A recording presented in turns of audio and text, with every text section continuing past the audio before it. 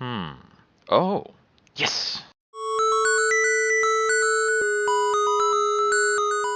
Let's go.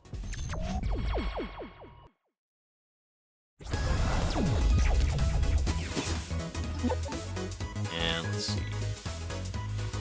Yeah, we'll take the repros. We're not taking any powers this run. We're going Buster only.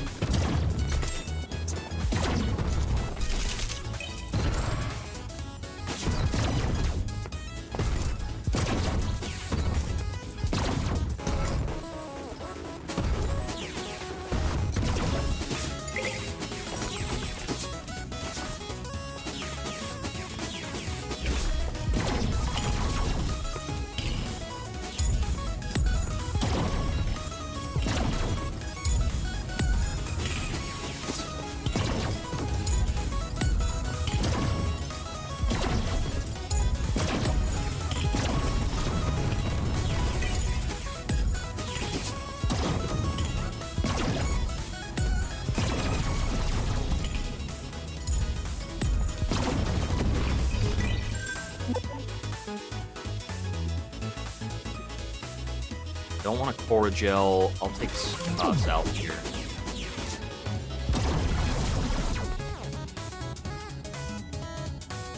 Scrap over nuts. Yeah, fine.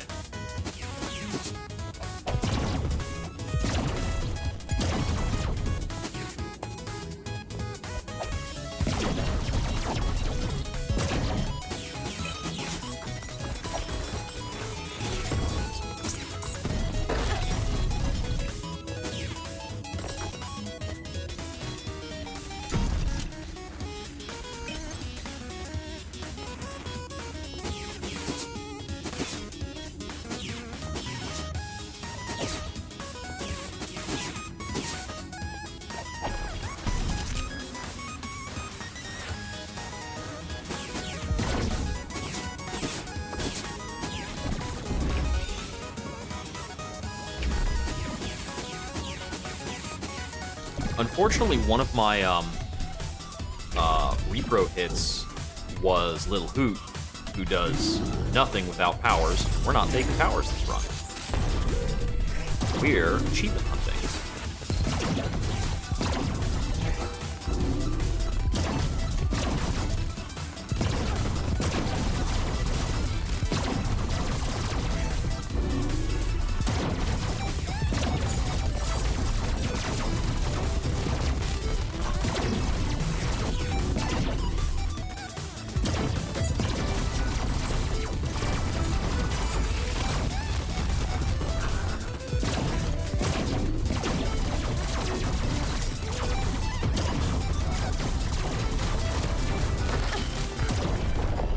You know, I appreciate that the bosses in this game don't have, like, inbuilt frames.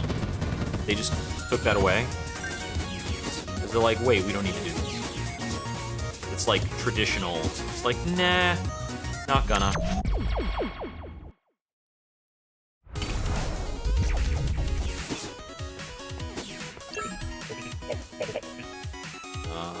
Nope.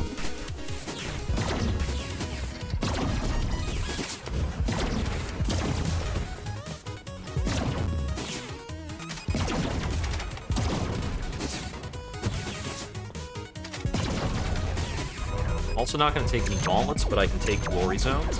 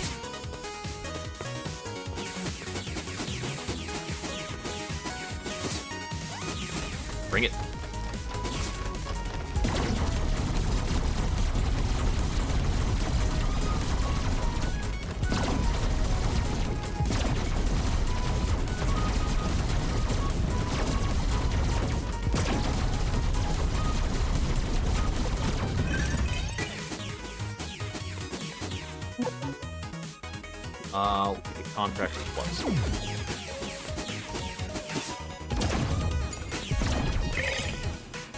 What can I get for my scrap? I don't want random cores or a core extender. We've already got all the lore for this stage.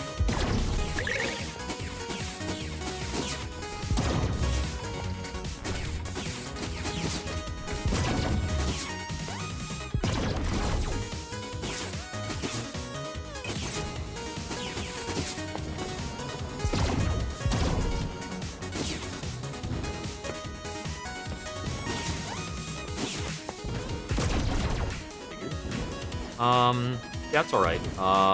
Might be able to re-roll that better, though. Yeah, that's better.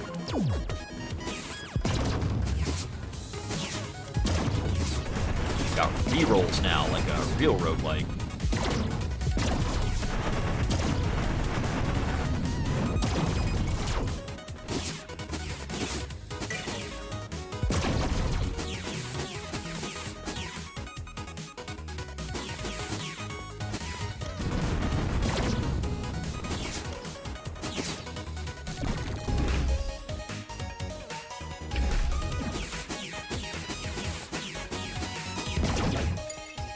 Got a lot to spend, 75. Don't need that. We can take a shield bash. Don't want that. Reroll this? No good. Okay. Conversion to scrap in the shop doesn't make much sense. Unless something is less than 15. In which case I can spend 12 to get a scrap and sell the scrap back later for 15 if I want. Take some hits on this. I have enough health to afford it.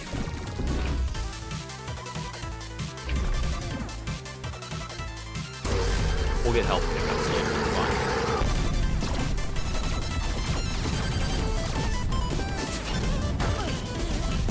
I didn't move fast enough to evade that initially.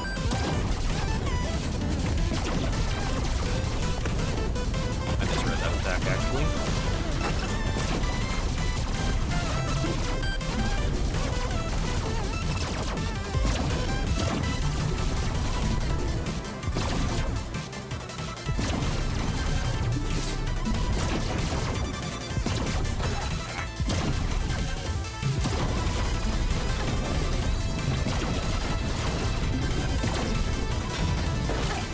A lot of poor planning hits this fight.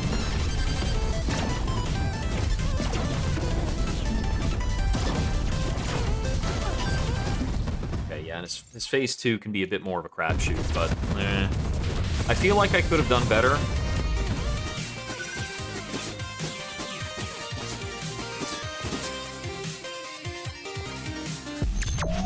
Legacy Deep Versus. This gives me a chance to hit more repros.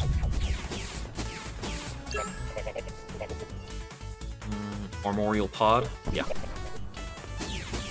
And I have no power, so power disuse is no problem. There we go. Hit that thing.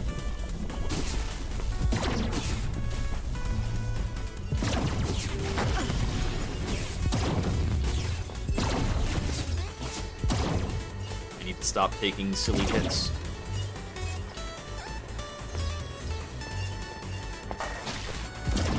Actually a bit of a tricky layout so we can get this guy killed on.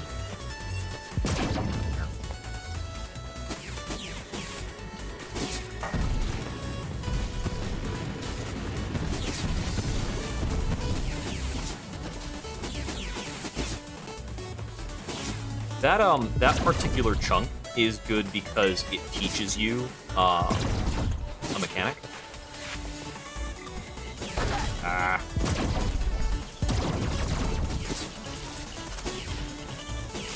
Very natural when moving through there that you're going to get killed in that way.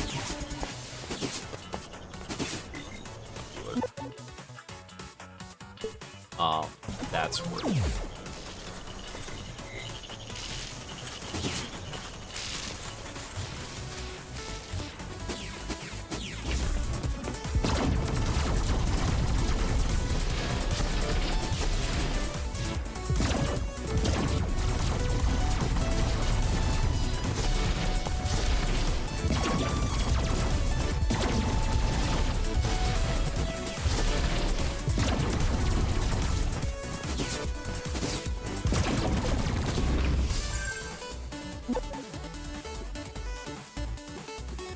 take another Mega Heart. No healing? Come on.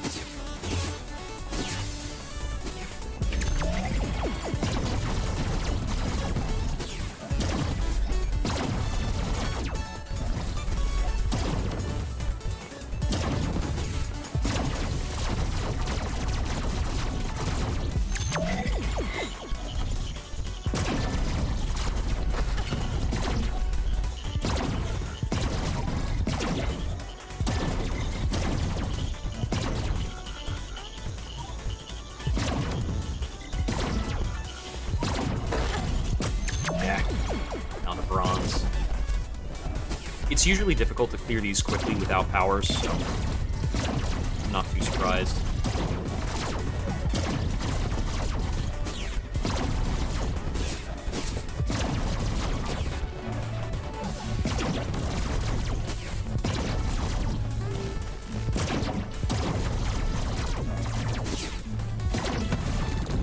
Yeah, very shaky performance. We'll take the Chonk Beam. Multi-beam scaling is one of the ways for us to get strong here. Wait. That's equipping a core.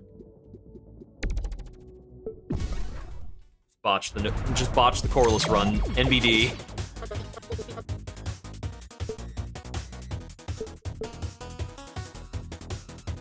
Let's see. Take the Gapminder or the Glory Enjoyer here. I can actually take both. Back in. Woo! Forgot how the game worked. Those are cores. Any of those things. Yeah, no healing for 80 armor. That works.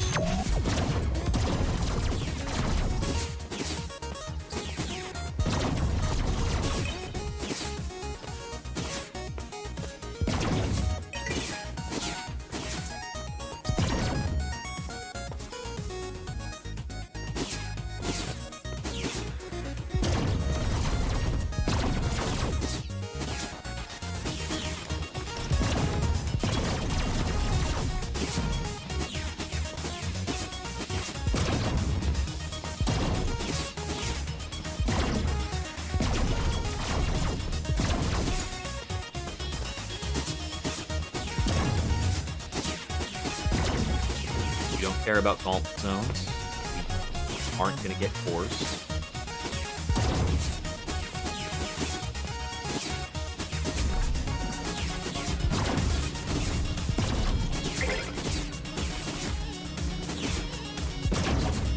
Just remember there's actually a difficulty mutator we could use to make these things not spawn.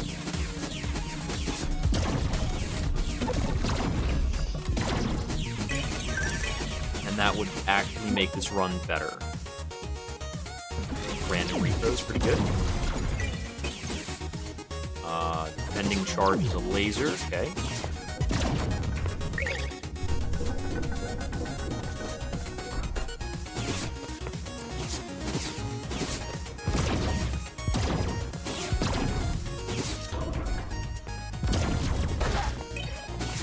Oh, spider fell on me. Like, what was that damage?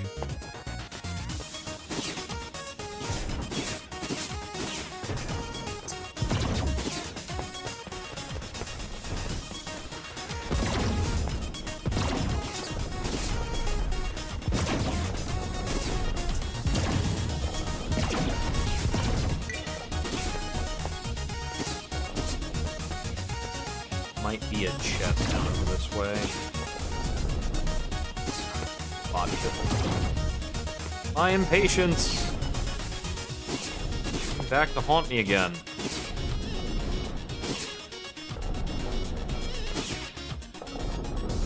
There was a chest over here. Knew it! $2. We'll get $2.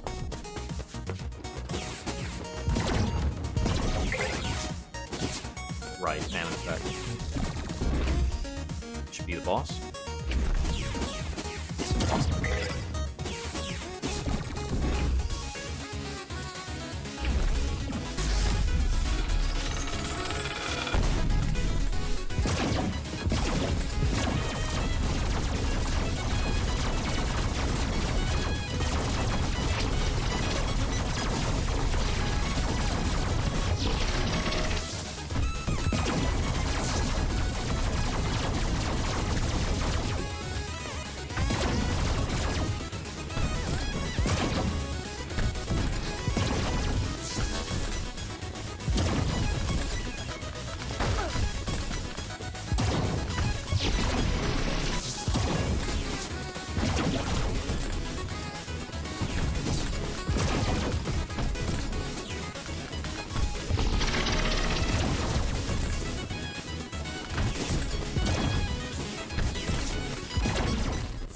welcome.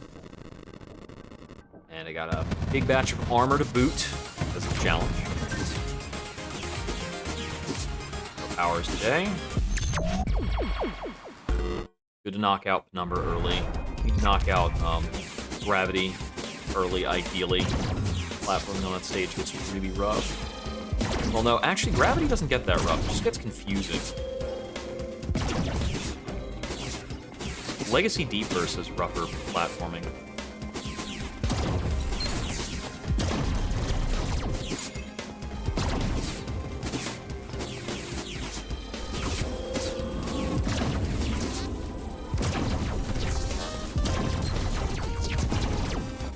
This is also probably more conceptually hard than it is actually hard on the higher level. But I think a lot of levels are like that.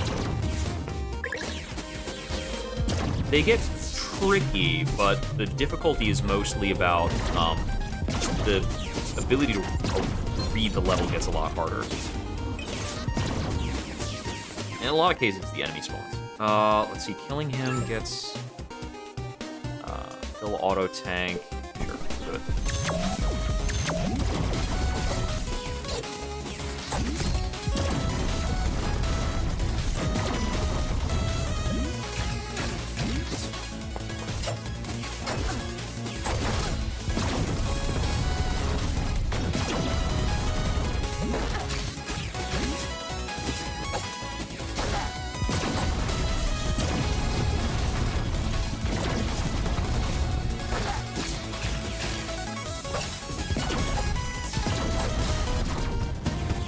Well, I lost pretty much all of the armor I came in with, but for an extra auto tank charge, I think it's good.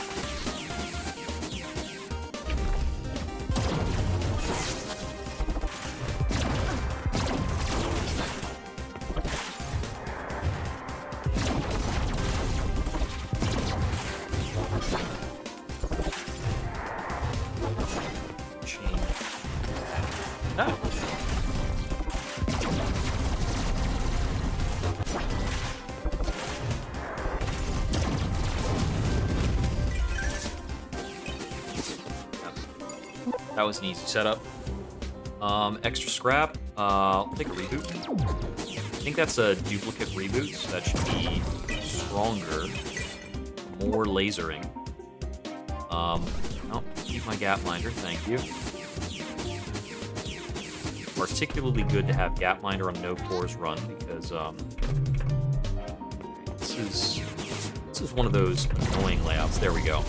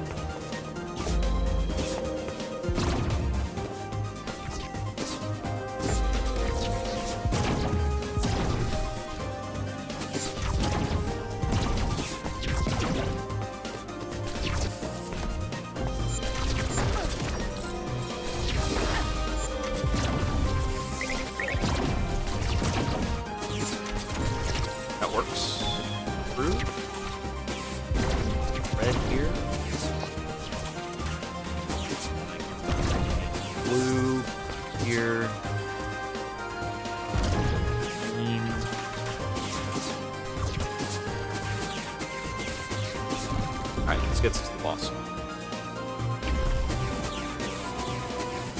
Show me a shop. Need all that help. We'll find more, it's okay.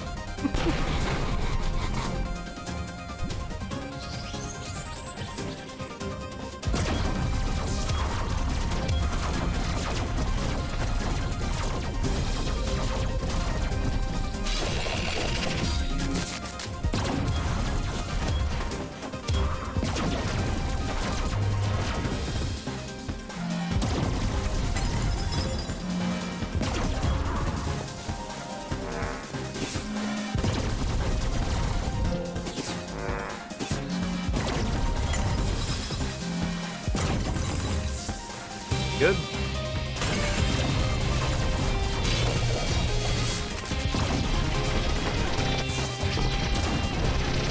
Oh, I wasn't far away enough. God, slipped.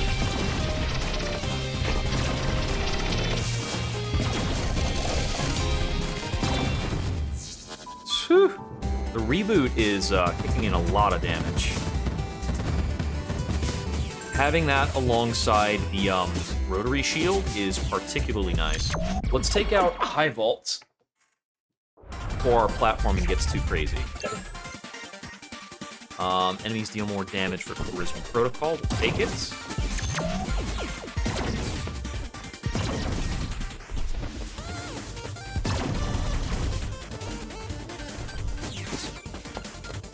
Around the boxes.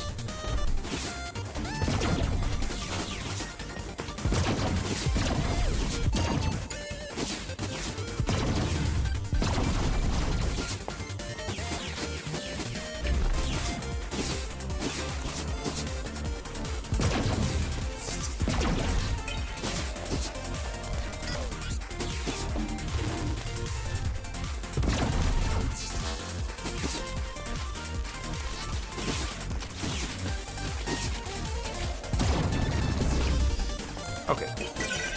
That segment can be particularly bad with no crazy stuff. Let's take a Mega Heart here.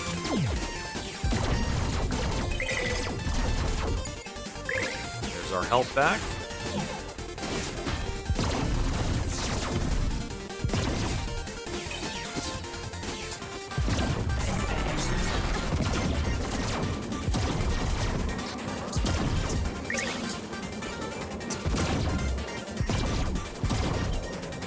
After that health.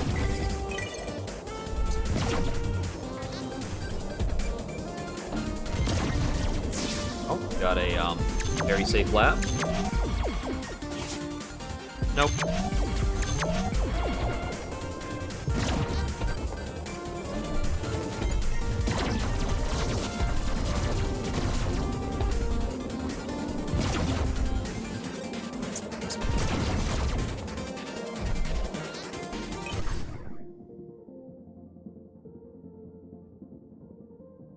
Eric speaking.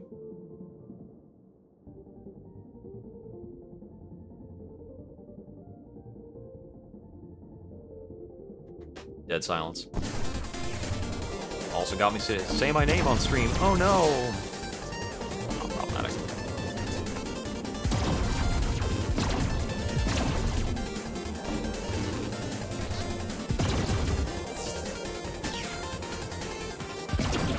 Ah. Yeah, it's a clean 20 with the bonus damage.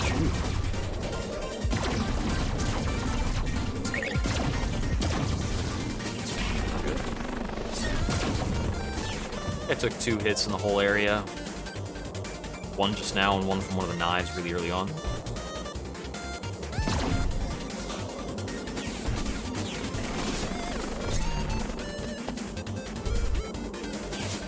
This is one of those versions of High Vault where we have some lateral low grab travel.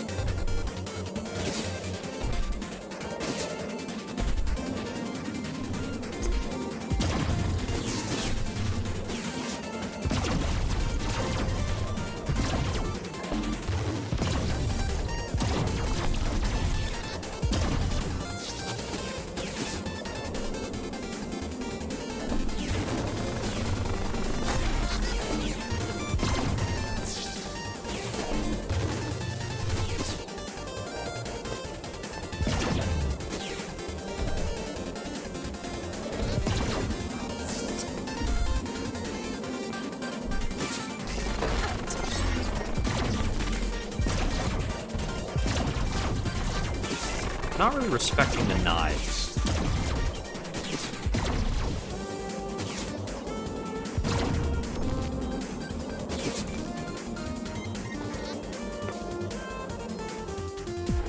Okay, that's just floor.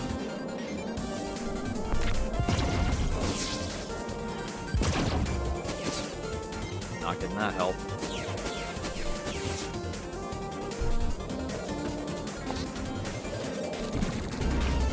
got the level end here. So this is High Vault 3, and it spawned like a bit of a tricky section there. Don't care about power strength or energy, but I will take a little bit extra for the speed. That's a very dud shop.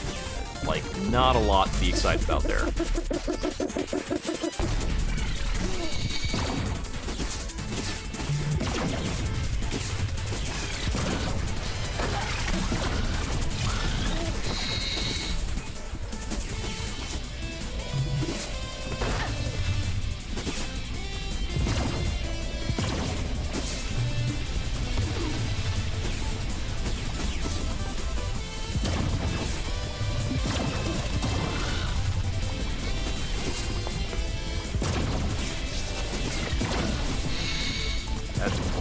Oh, there was a switch right next to me. Whoops.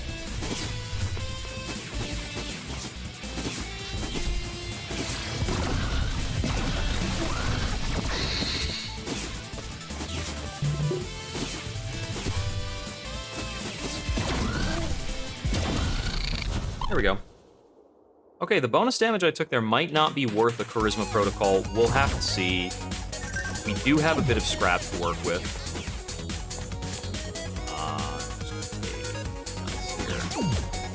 Those benefits are both a bit difficult to use.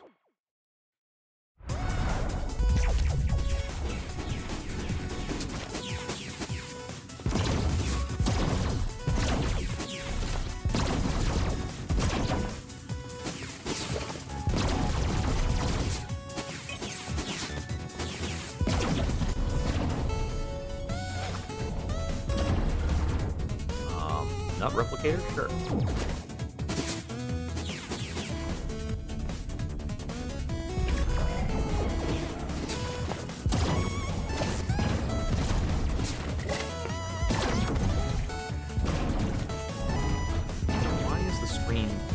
I don't know why the screen is scrolling to the right there. It looks like my controller's being a bit weird.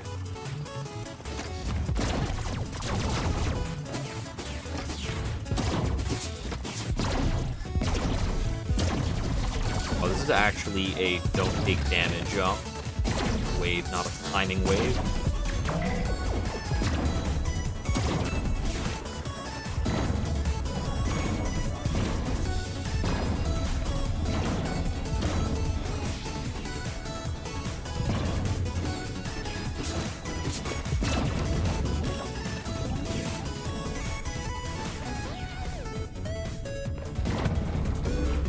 Jump, we're good. Okay, we'll take the armor bloom here. 60 armor.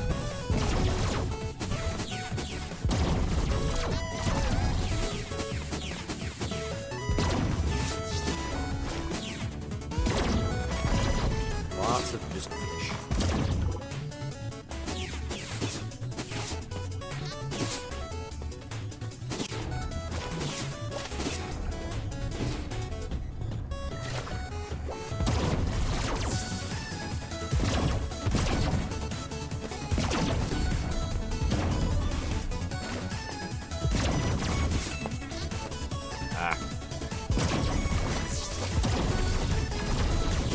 Getting a lot of health vendor spawns that could be chests.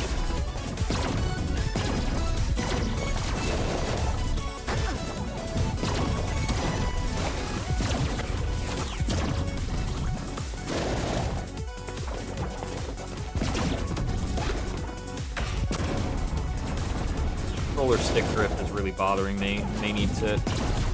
Real quick, let me just unplug it. Plug it back in. Okay, that should hopefully stop drifting the camera.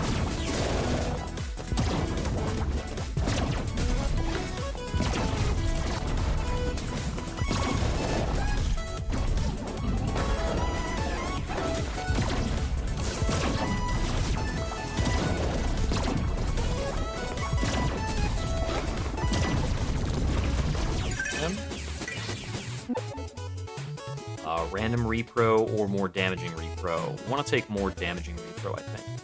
Yeah, the Zookeeper's Sigil is more unique than grabbing your guy. Okay, I don't want to give up my Orbital Barrier, as much as I would like a Corned Revenger, actually. Orbital Barrier is better.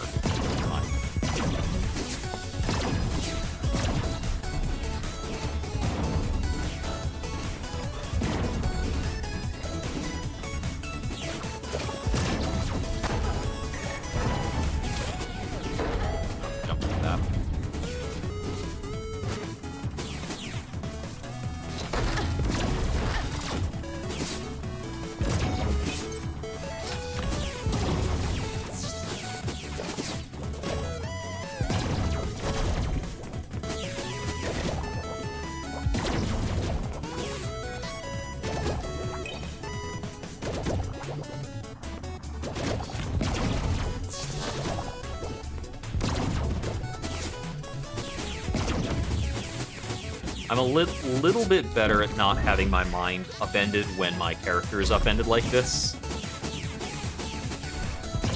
It certainly got me in the past. Let's see. Still a lot of just core power-ups and stuff. We're gonna use a reroll. And it's all cores.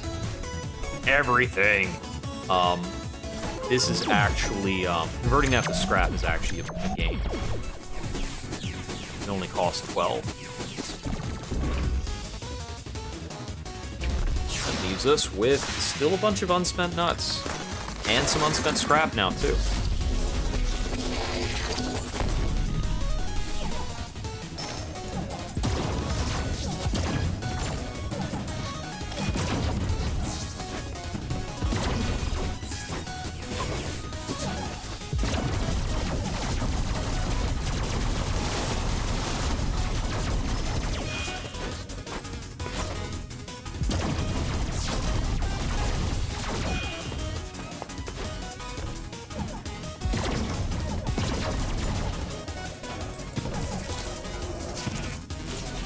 Hang out for a moment.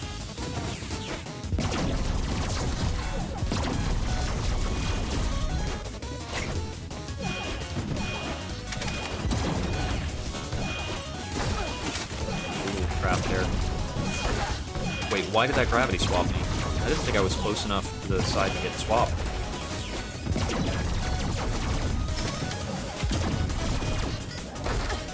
Ah.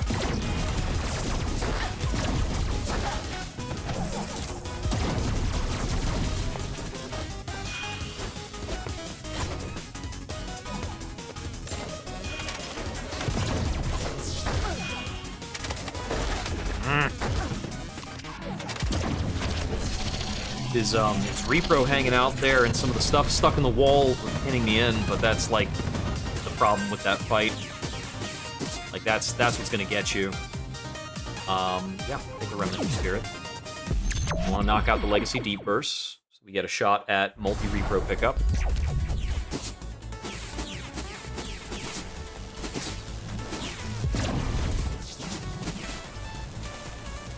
Yeah, we can do that.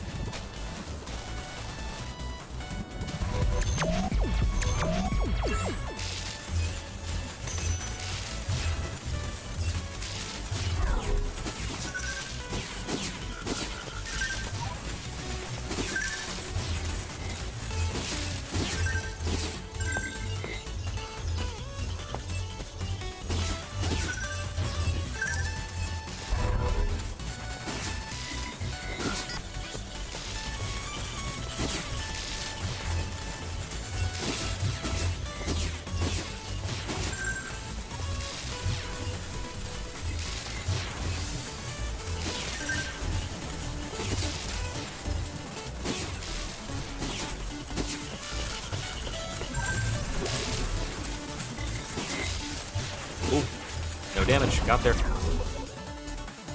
And might.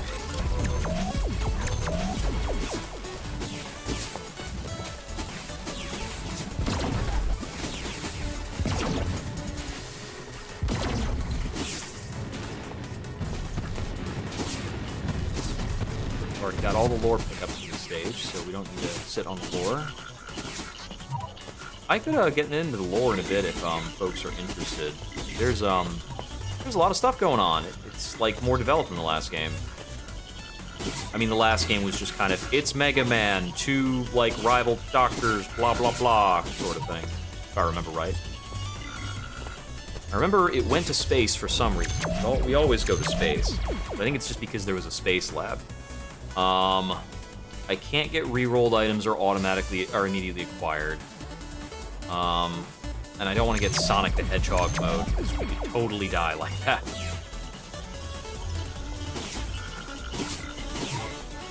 I think in most cases it's easier to die in Sonic the Hedgehog mode. It's possible that if you're very wealthy, it's actually harder to die playing as Sonic the Hedgehog.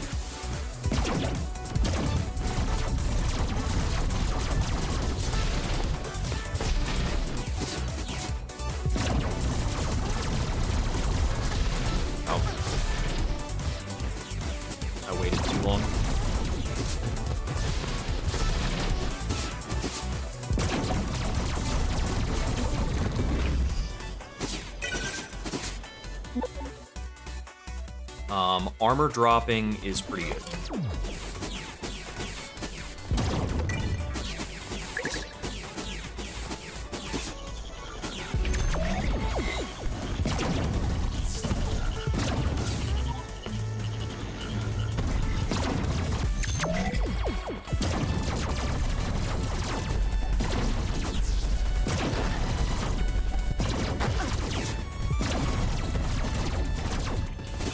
Not a speed, it's a damage take, so we want to be a bit safer than I think.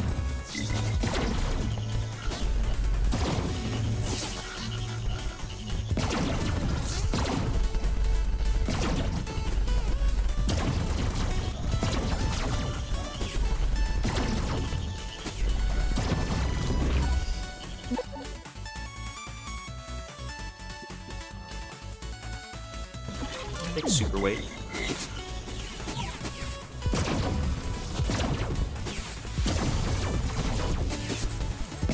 We're not currently overkilling by that much in, like, almost any circumstance, I don't think.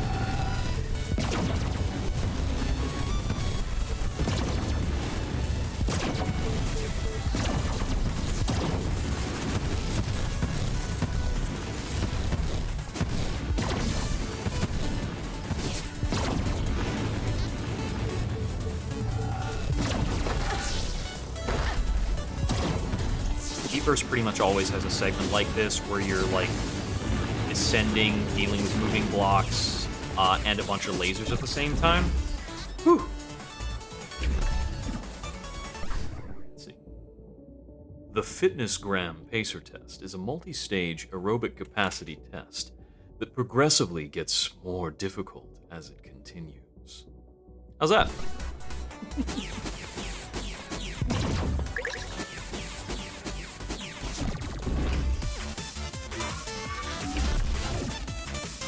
Thanks for dropping by the stream.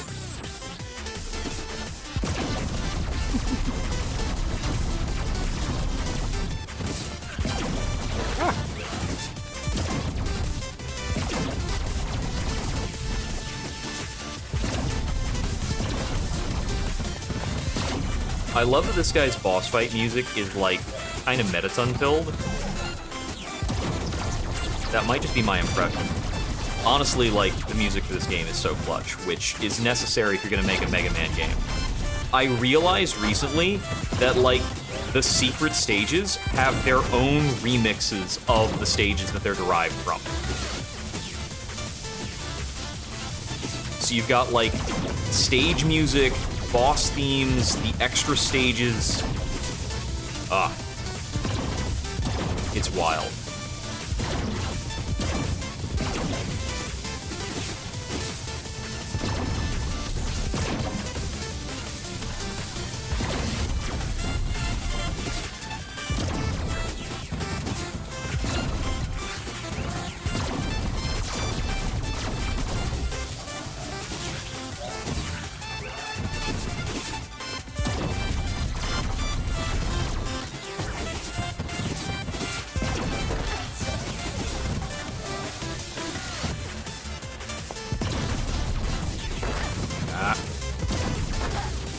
Oh, this is not a good amount of health to have.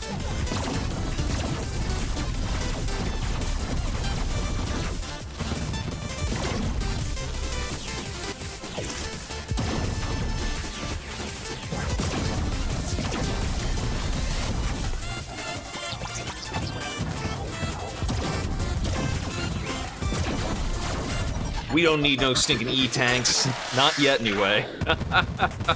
Try me next stage.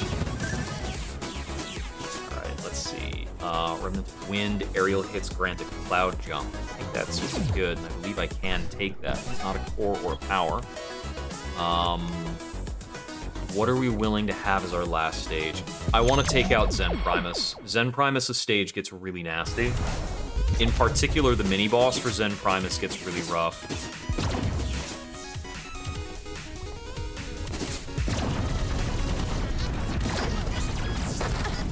Ooh.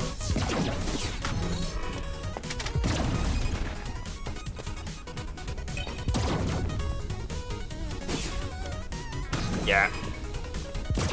Thank you, Gapminder.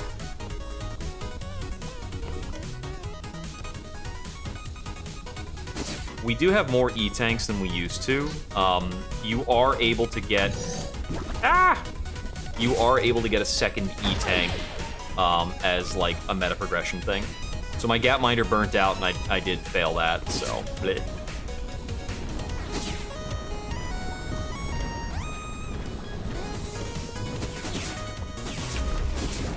This is exactly the mini-boss I was talking about.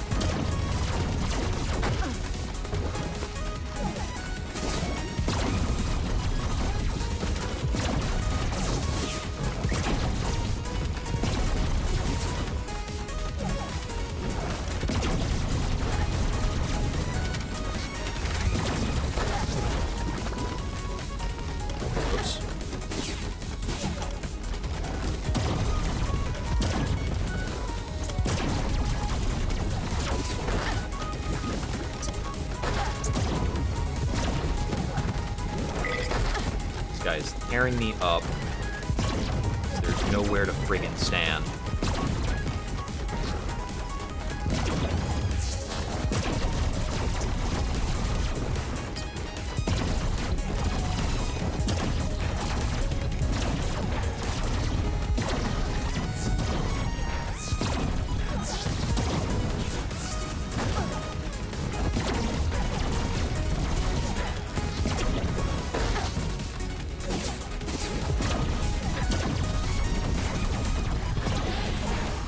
Second sub-tank. We haven't found enough health pickups for that sub-tank to be recharged, so it was also a bad sub-tank.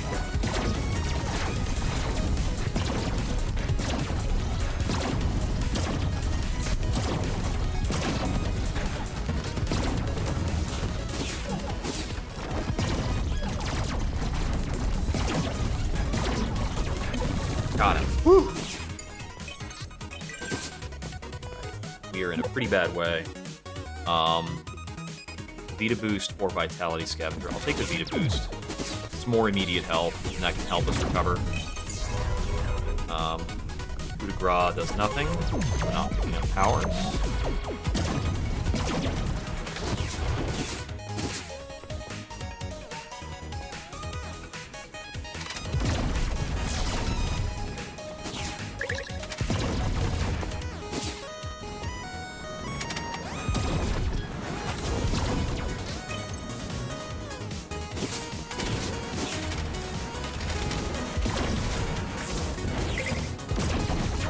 We got the gold.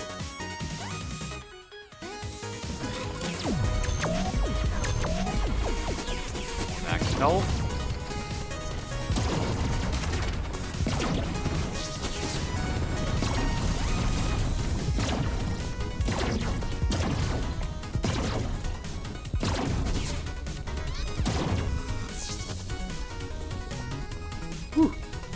Oh yeah, the music's great. So this is 30XX, sequel to 20XX, and both of them are Mega Man roguelikes. I love the heck out of 20XX, so I was really looking forward to this one. I picked it up a long time ago, but it's only this week that I've sat down to play it. It's been fantastic. The music, the enemy design, like all the new stage widgets. I like the bosses better. Woo! Excuse me. Woo! That. The secrets have been really cool too, and I'm still working on like exploring a lot of the secrets. In modern roguelike fashion, there's a whole bunch of like extra stages and things. The procedural generation of this is really interesting. It's got basically chunks that are different challenge levels, and both the platforming and the enemy layouts and the enemy spawns, they all get harder. So you've got like elite variant enemies that start spawning in, and so no matter which order you tackle the 8 robot masters in, their stages get tougher. So your first stage is always going to be pretty tepid, and then it gets crazier and crazier. I'll take the Rage Circuit, that might help. I have a lot to spend, show me some good stuff. Power damage does nothing with this. The Thorned Hull is very much something we're looking for, though. I don't have more rerolls. I will get one more speed booster. And I guess I'm going to spend some cash on raw health. So right now I'm challenging myself to get no core upgrades and no boss powers. So this is a vanilla type run. Yeah, right? The original 20XX was like kind of cell shaded, so they definitely went more faithful to Mega Man X with this one.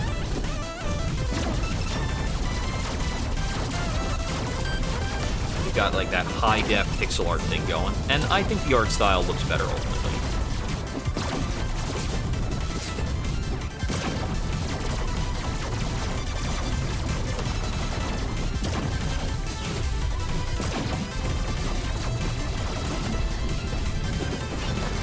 He's got his second phase thing going on, which is that the walls start shooting fire, and that gets really hard to deal with in a lot of cases.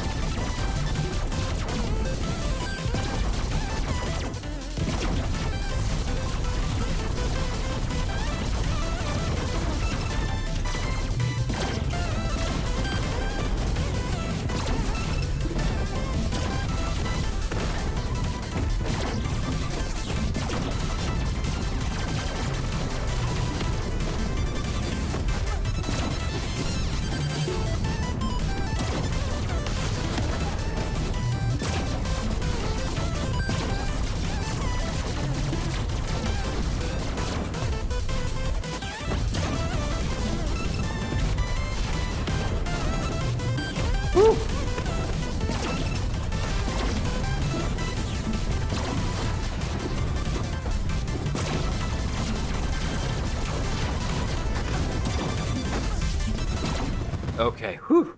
Zen Primus can definitely get a little spicy. If I didn't have a projectile nullifier, that would be worse, too.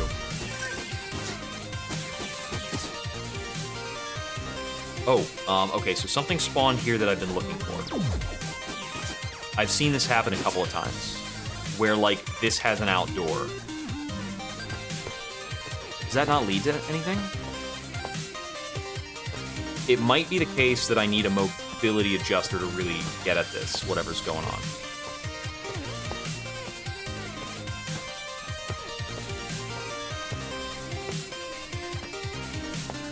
Or it's just like a leap of faith type of thing. No, I don't see anything else out there. That's so weird. That's gotta be there for a reason.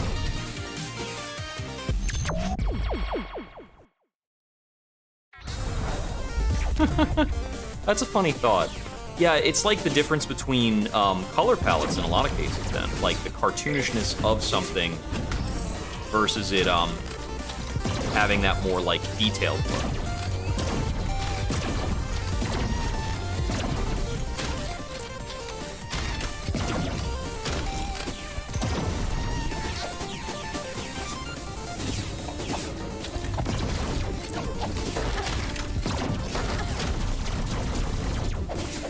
Armor, thank you.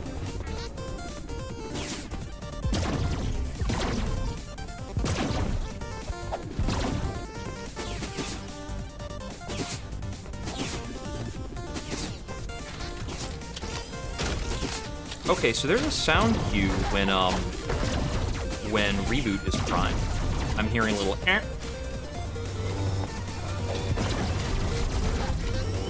I'm getting beat up so much.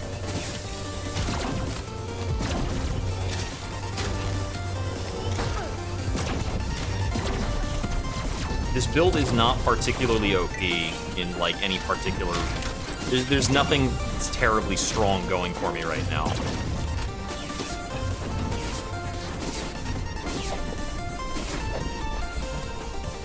I see that I have 4 health, and this is another sub-boss.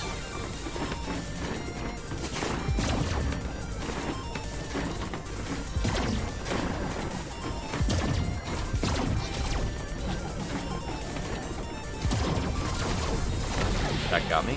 I had another sub-tank. I thought I was done. Is it just, like, continually reusable now that I have, It might be continually reusable now that I have it overclocked.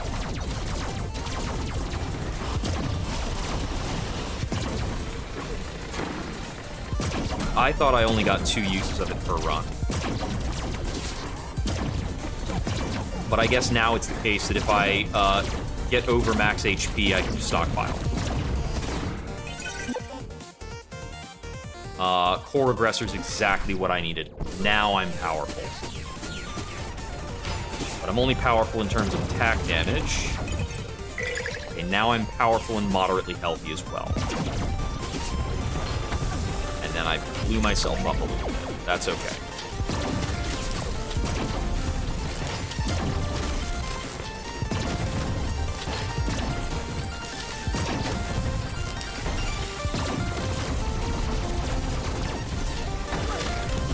Jump into spikes. Okay. Sometimes we do that.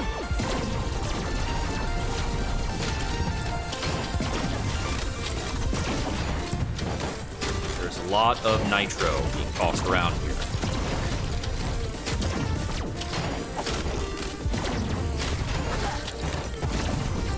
I had to find a time to sneak in there, and I was still taking a bunch of damage.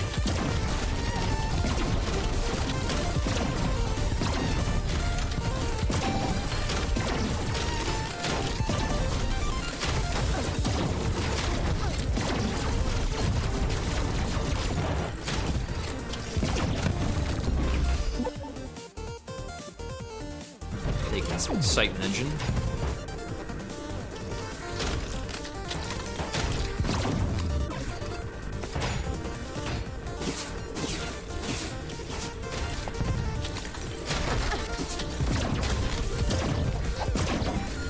Okay, so green ones don't immediately detonate, they just have a very short fuse.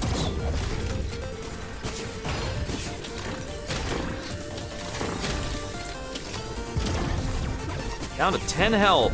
Ugh.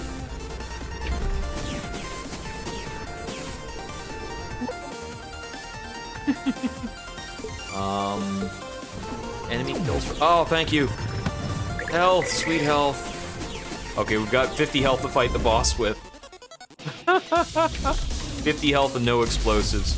Yeah, aesthetics is huge in marketing, especially like back in the day.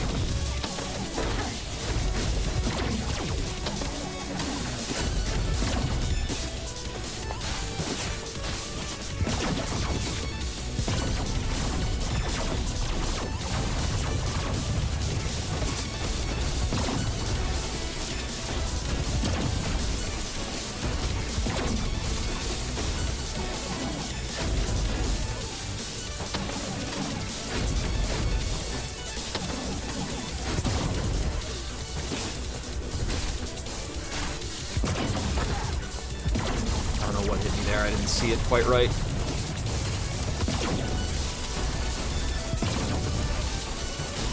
Yeah, I can see it. Whew. All right, let's try it again. That was what, level 7? 7 out of 8. Okay. What can we get to carry into next run? I could start with a Frail Glory. That's pretty great. Yeah, these are all pretty good. So we've got some great options to start with, and I do want to add in difficulty. We're taking asceticism. Because the goal what we're going for is basically win with asceticism on. I can actually push the challenge a little higher than this. So I'd like to do, let's do asceticism with Destined Path as well. I also don't need any boss powers. So we can do full Powerless Void. All right, let's cook it. Yeah, the game values Buster only really highly. I don't want Plasma Beam. Take Memorial Pod.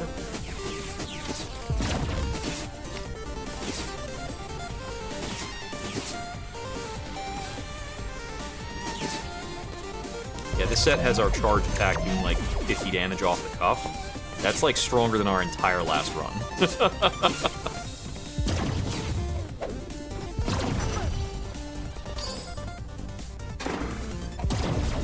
Stuck down to silver after taking that hit. But it'll be alright. What do we got? I'll take a Band of Might.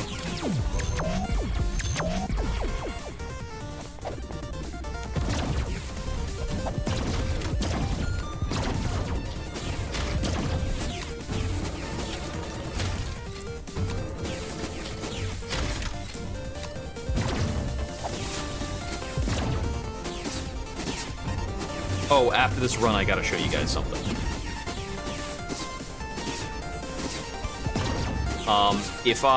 If I'm not thinking about it or if I need to be reminded, after this run, type like Waveformcollapse in the chat.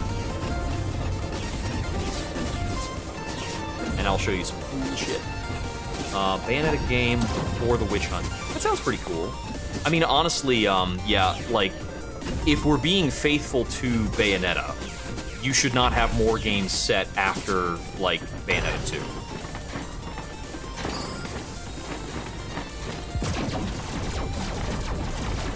We can just call the timeline closed after Bayonetta goes to hell and saves John, and then you can do other stuff in other places. Or you could do actual alternate times where Bayonetta is not, like, weirdly underpowered. Like, Bayonetta in Bayo 3 is, like, super weak for some reason.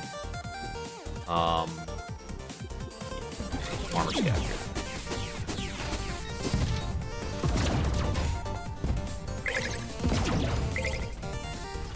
I've heard some people try to argue that the reason Bayo gets clowned in Bayo 3 is that at the end of Bayo 2, she actually, like, loses a lot of power for reasons that are never really explained. Or that she has to give up her, like, pseudo-god status at the end of Bayo 2 in order to set things right there or to, like, fix the problem. But I don't think that's really adequately... I don't think that's clear to the player at any point in Bayo 2. And I mean...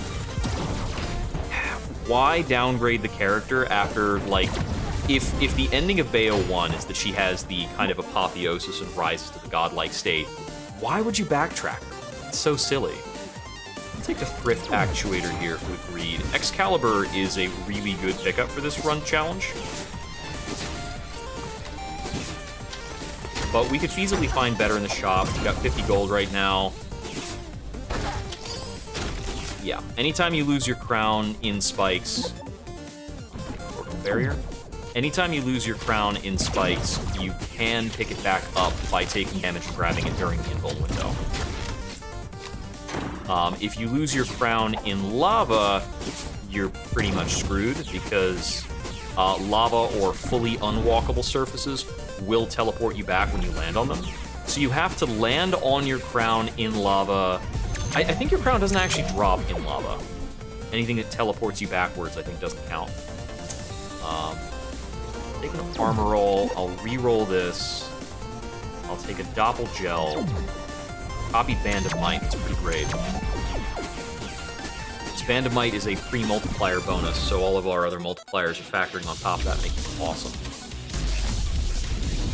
Yeah, Bayonetta 3 is super confusing, and they honestly, like, unironically needed to have... Oh my goodness, that dealt so much damage to him. They unironically needed to have some kind of explainer segment in Bayo 3 or, like, big lore dump moment. Like, it's not always bad to have just an exposition dump at some point.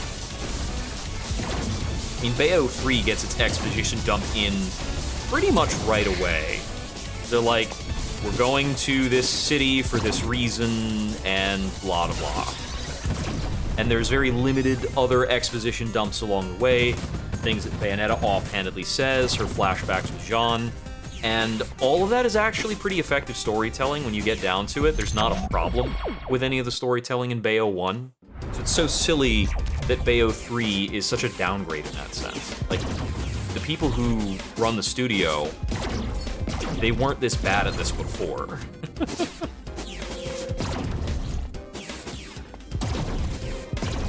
And they could be a lot clumsier in their storytelling technique to still tell a story.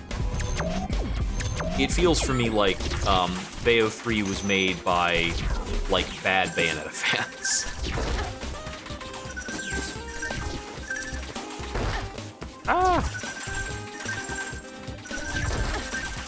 Okay, I was not reading the trajectories very well. Screw that up. We'll take an Excal, though. Yeah, we've got a pretty brutally powerful blaster at this point.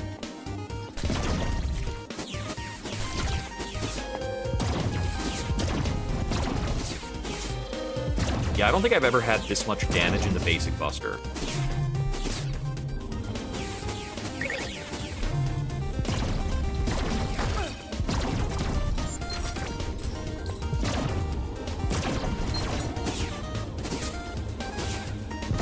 It's so wild to me that the game is random, but there are chunks that are vaguely tutorialized to introduce a mechanic to it.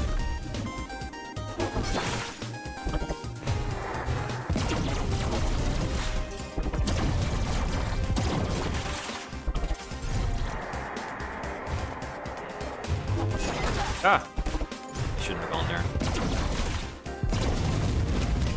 We're good. Like, the game is that consistently aware of its, like, platformer design and platformer status.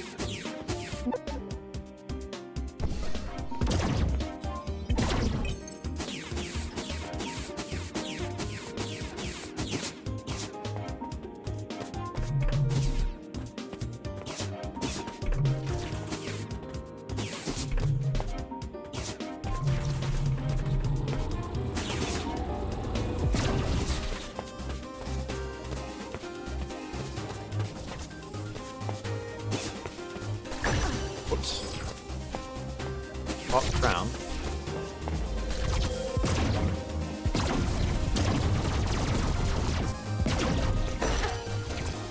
No, my crown! Damn it!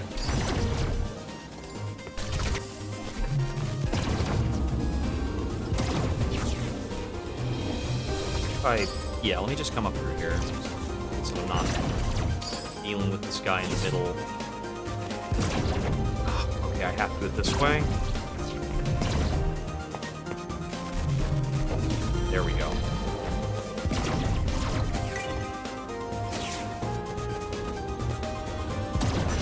Oh, there's a thing there. I should have known. I've seen that chunk before. Spent a decent amount of time on that chunk before. Man, they did John so good. It was insane. Like, not even they relegated her to minigames, and then it got worse. It's so crazy. I do have charisma, but I have no scrap. I think I can scrap this for a profit. Salvaging for more health. Armor scavenger's good. Heart container's okay. I've got 1 scrap left, which I think allows me to buy this. No, because they don't factor them both at the same time. Okay. It has to be bought with either scrap or without scrap.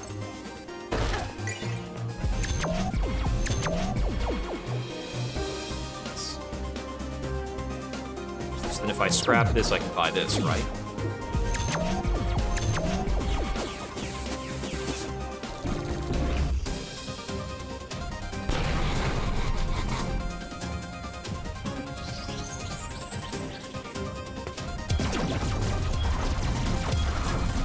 It's also unfortunate in terms of Bayonetta 3 that, like, there is such a thing as a good multiverse plot, and they flub so hard, it gets people to say, like, oh yeah, multiverse plots. It's like, no, it's not bad because it's a multiverse plot. It's bad and it's a multiverse plot.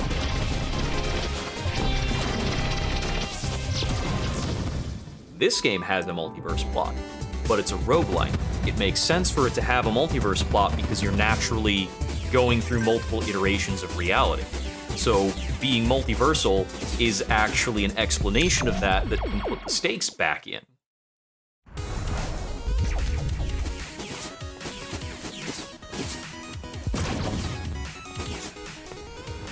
Because in this game, you can find a corpse of an alternate version of you, and it's kind of kitschy, and like, that's a little funny and dark.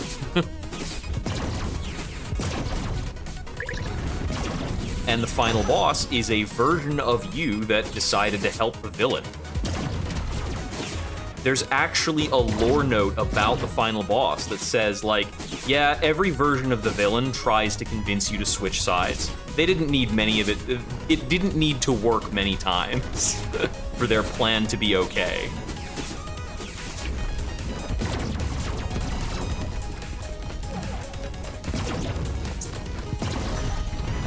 My crown!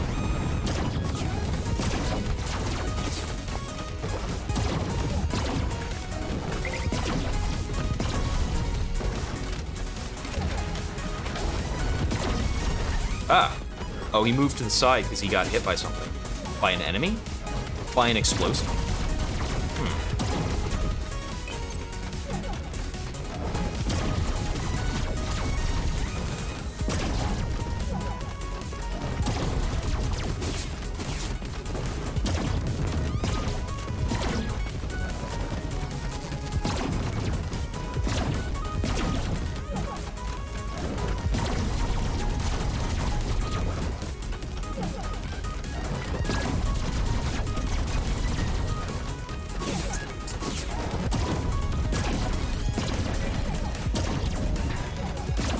Okay, this is a lesser variant of his vertical segment. I thought that there weren't many enemies, but he also wasn't throwing as many fireballs. If you get this as, like, stage 8 and it goes vertical, he's shooting 4 fireballs every time. Really nasty. Oh, yeah. If they did some of that stuff, I was actually mentioning that. I think I commented on that somewhere. I think that was probably a response I had for somebody in the YouTube video. Lucrative Nutsplosion is not find up. It's just very uncreative. I'll take that.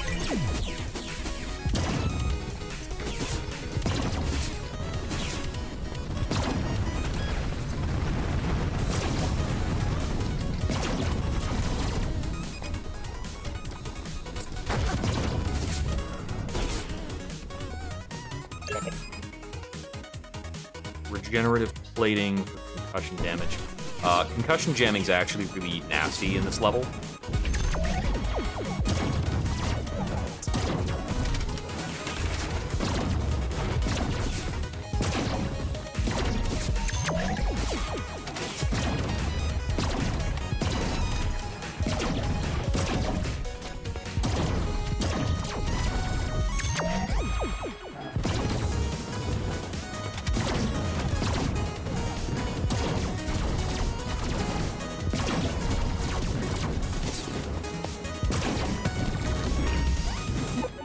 attack damage is really high to get through this.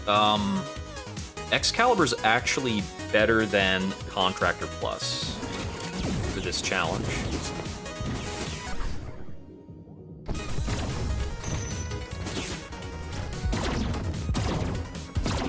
Yeah, it's true. I mean, Origins is also just like a fun game.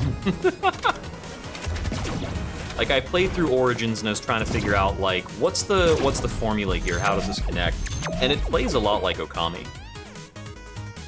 Taking damage costs you half your nuts, but you get 5 nuts at a time.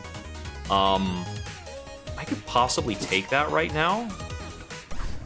We're on level 3, and this could go either way, but let's try it. Let's get risky with it.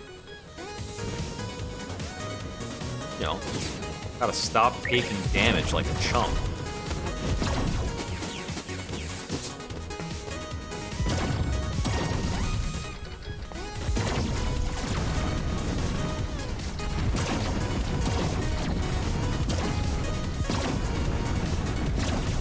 Maybe this fiscal incentive is just what I need to play right.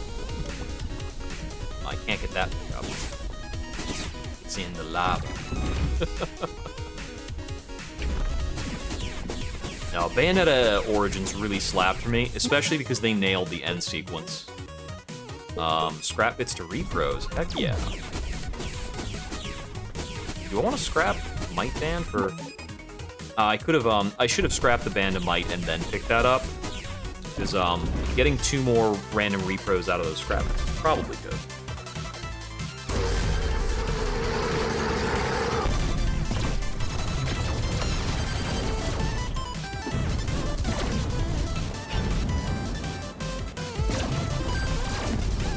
Whoa.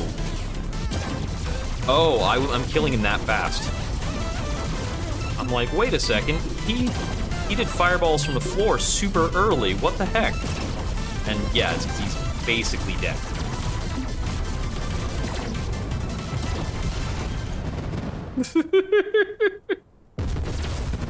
Yeah, since I've got block projectile for extra damage stacked in with like charge shot extra damage, and it spawned the gap in the upper right again. Armorial pod, but no cores. You got a deal in my no cores run. Sounds good to me. Take you up on that, I think.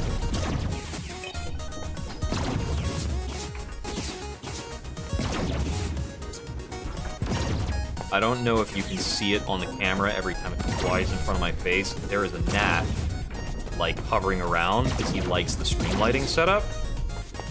I had, like, some bananas in the house. Like, a whole banana. I made some banana bread out of it, but I got a couple fruit flies in exchange. It was cheap at the supermarket, though. I've set up a fruit fly trap over at the, over near the sink, so they should find their way to that and be dealt with soon. It's like, apple cider, a little bit of sugar, and dish soap.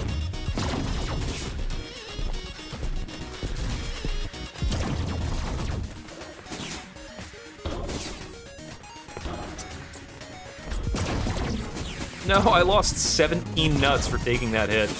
Oh, that's goofy. And then I got back 20. This is a very interesting risk-reward prototype.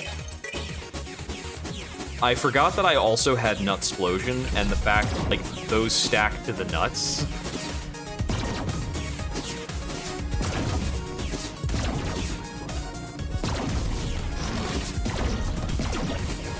No, I lost $36. I will never financially recover from this. My crown back.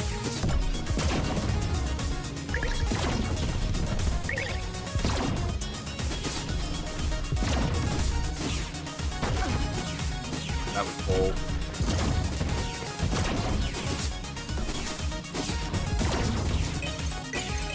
And we're okay.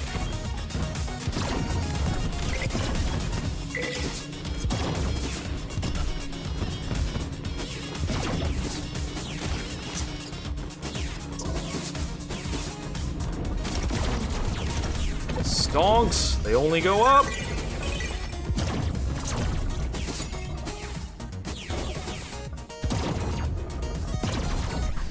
This freaking thing in front of my face. Yeah, Nutsplosion is very crazy. Yeah, fruit flies in particular, because they do not chill out.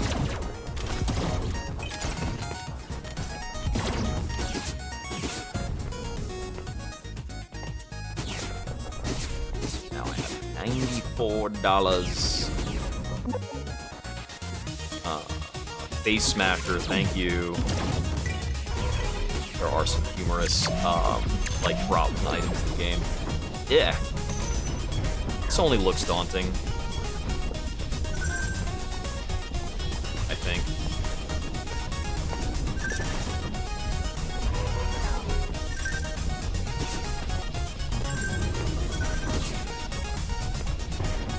Seems like initially starting on this is annoying, though. Let's go.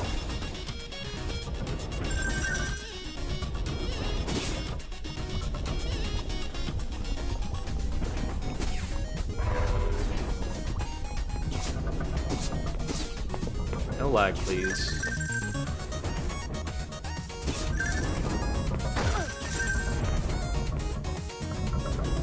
Oh, I couldn't hit and lost $50, but...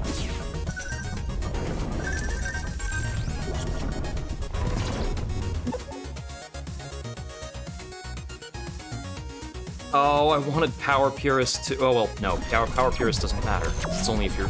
That's only for power builds. Like, oh, Power Purist is good. But no, we don't actually need that.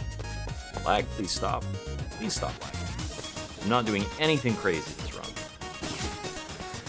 Posture is good, I promise. I promise I'm being a good boy. Posture-wise. You're only moderately locked in.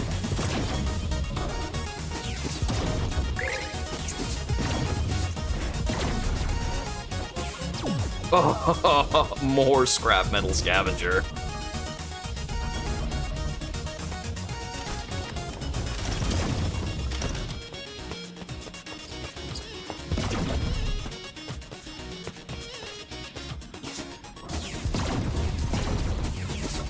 Yeah, Nutsplosion is not the name of the power-up, but it is in the description of the power-up.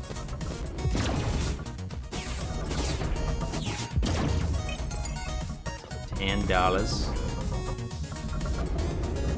I have no idea how much money is actually dropped this floor.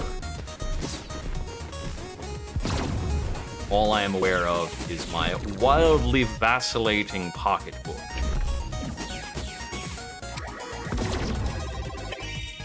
Oh,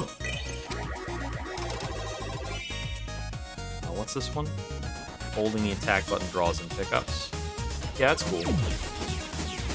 Okay, we go into this fight with $100. Let's see if we can leave with, like, any amount of this.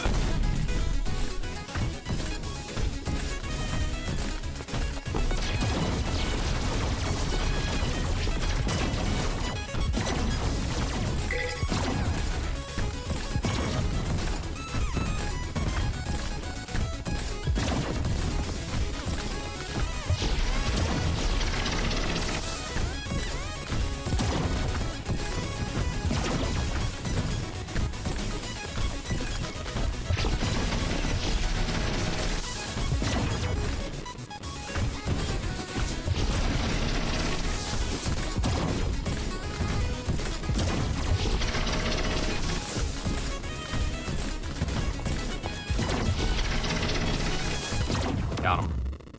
And yeah, we got a flawless. Oh, I picked up a double-edged effect that every time I get hit, I lose half my money, but every time I pick up $1, it's $5. The prototype power-ups are super crazy this game. I think I can crack this and get the 160 armor at the end of the level. Yeah, there's a lot of challenge modes and cool shit you can find. So, what's it called? One of the pickups you can get is the prototype lab. It will replace like a chest or a vending machine or something in a level. Like, same as you would pick up, you know, a chest full of stuff. You can find a chest that teleports you to the prototype lab, and all of the pickups in the prototype lab, you can take them for free, but they all have wild double-edged effects. One of them turns you into Sonic the Hedgehog, where when you get hit, you drop all your money but take no damage. But if you're hit while you have no money, you die.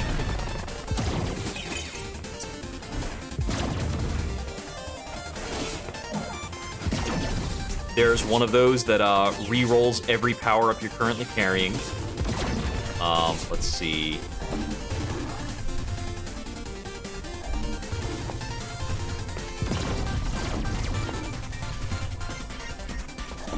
There's one that makes it so that you can no longer attack, but your pets all let go super steroid mode.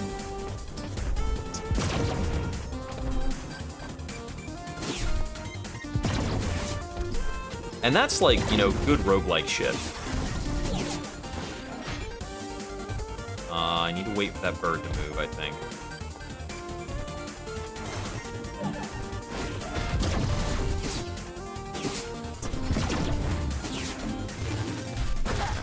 I've lost $70 for being hit by spikes.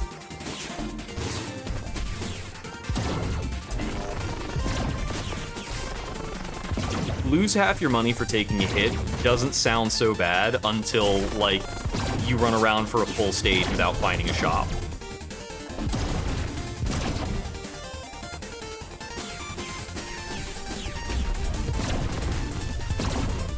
It's really difficult to make it through this segment unscathed.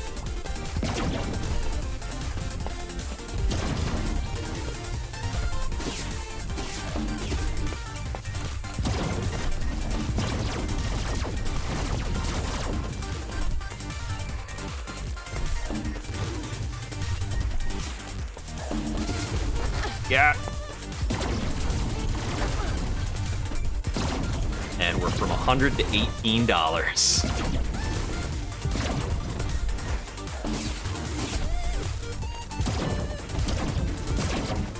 It's fine. This entire segment is effectively a mini boss, and we'll get a lot of money drops at the end of it.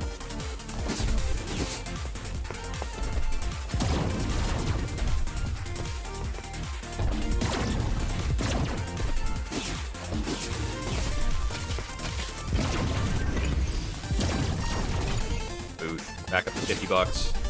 Ah! Not fall, or let's not fall like super far and wind up on spikes or something. Okay, $15 when getting prototypes. Like the renewal pod, killing enemies drops stuff.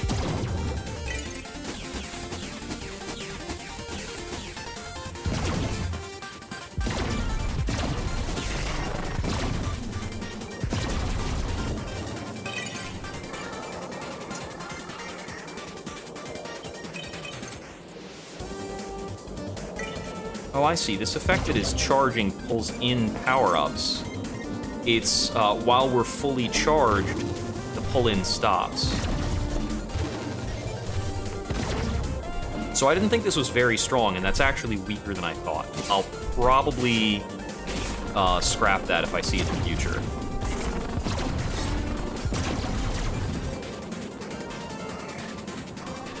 Pulling in power-ups is already very marginal. If it's not constant, that's pretty bad.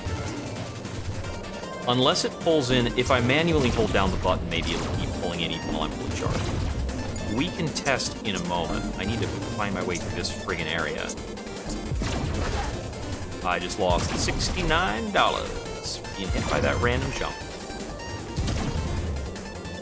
Okay, so... and I continue to hold the button. Okay, if I continue to hold the button, it does pull the stuff in. And if I stop holding the button, it doesn't pull... Okay, that's interesting. I guess it is still about as useful as I thought, which was only a little useful.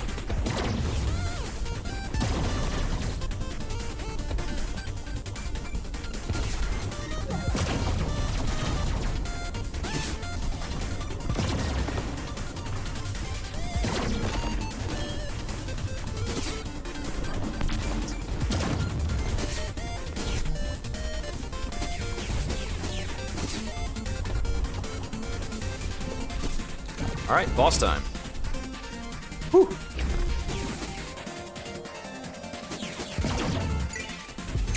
We finally found a shop. We can spend our money. Let's see. Yeah, I'll take Mega Heart, Bash Dash. I'd like to take Deadly Momentum too, but now we're poor. Hey, that's all right. Oh, hey. Just get more money.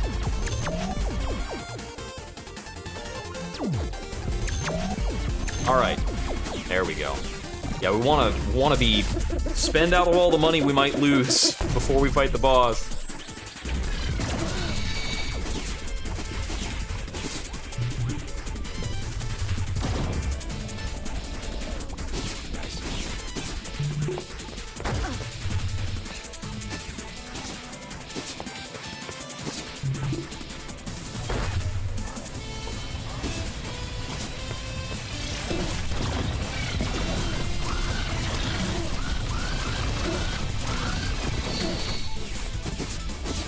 We're in a fairly late rendition. This is what, stage 5? Oh, it's not that late. It's after the halfway.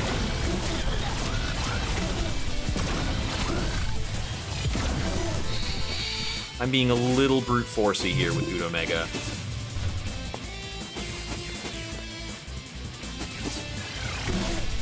There we go. This is a bit where I can actually, like, get some distance and stand in a reasonable spot. Make my health bar visible again.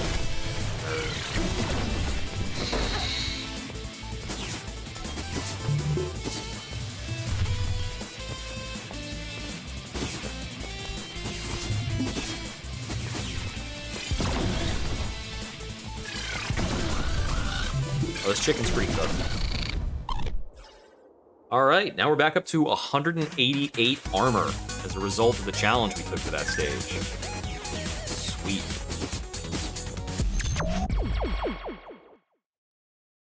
Yeah, this one goes to, there are 8 stages where you've got like the main bosses, and then there's a ninth stage and then a 10th stage that are always set. 4 rerolls? Sure.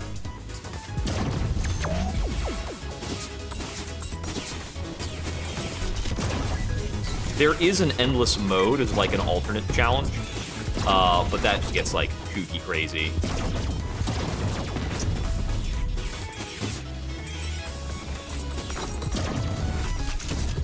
The designed experience of the game is very much around 10 stages. And this one in particular, from my experience, takes about 70 to 80 minutes for a complete run.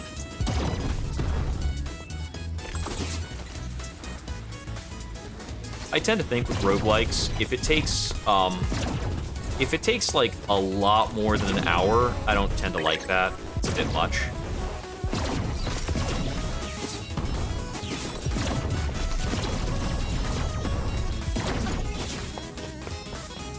Of course, that's also like when I was still learning things, a complete run would be an 80-minute run, and now, you know, I think I know a bit more and I can do it a bit faster. Because I'm not like picking up new things and being like, ooh, what's that? Which naturally occupies a bit of time.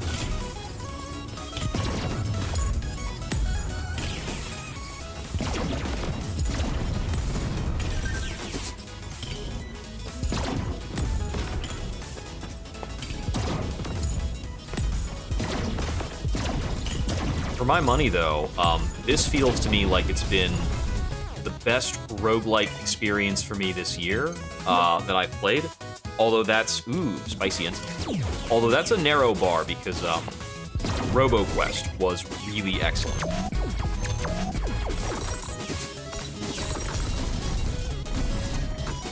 And RoboQuest was very much like a boomer shooter type of roguelike. Very, like, Doom-style gameplay. Tons of great fun weapons, fun amount of secrets. I think a murder drone thing.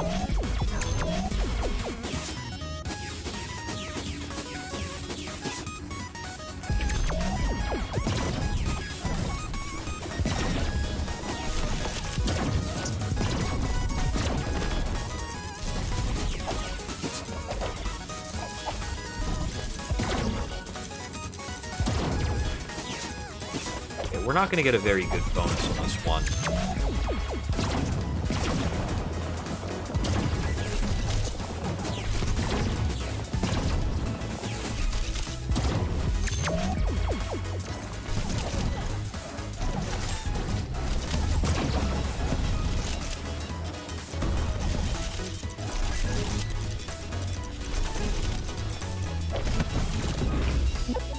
Oh, we got back up to silver.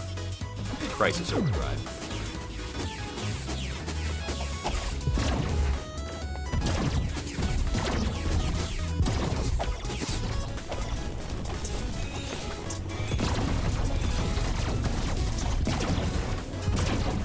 Not really going to root for it to come up, but hey, if it does, it's worth a good +8 attack. Nothing gives that big of a singular bonus.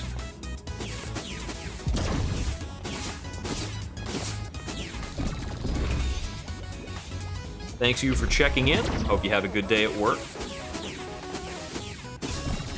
Yes, I need to remember to show that. The wave thingy.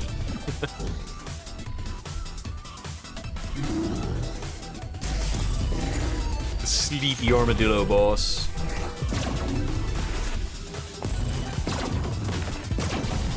See, this guy's running in at stage 6. Might get hectic.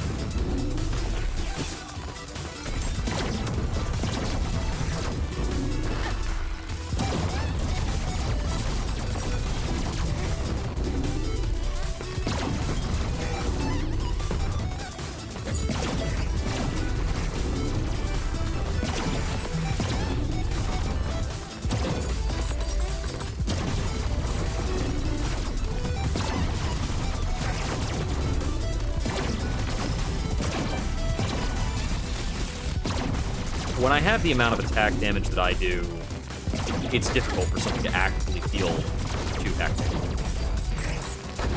Like, we're taking some hits, and it's definitely difficult to dodge, but we're not taking a long time to clear the boss, so it's not that bad. I think I still need to do, like, Water Gravity Zone, but we're just letting the game pick the stages this run, so yeah, we're gonna run into some challenging stuff. So we got Legacy Deep Burst for 7, and we'll have Water Gravity Stage for 8. Half damage for Armor Bloom. We'll take it. This is This is a risk. That is possibly a stupid risk.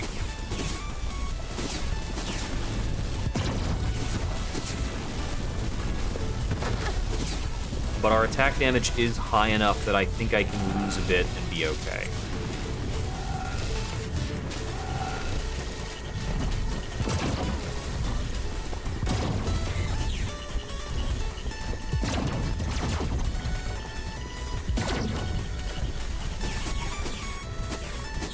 Thing is refusing to actually come down and, like, try to hit me.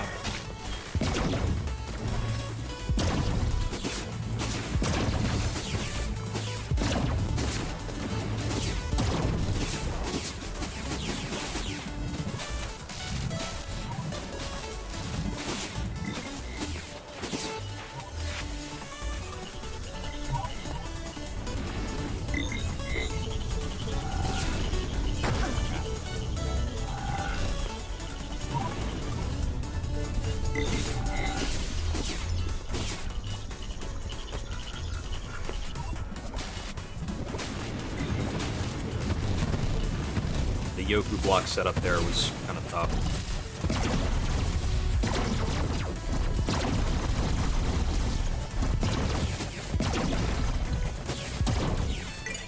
I have enough attack damage. No, I have to worry about that too much.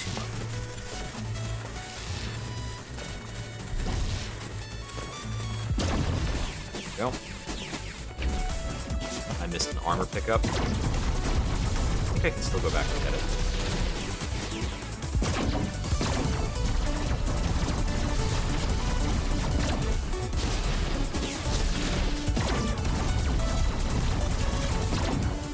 Yeah, even with half power, my attack damage is clearing this pretty easily. That turned out a little disfavorably. Unfavorably? That wasn't great. There we go. Go back a room and grab that armor pickup.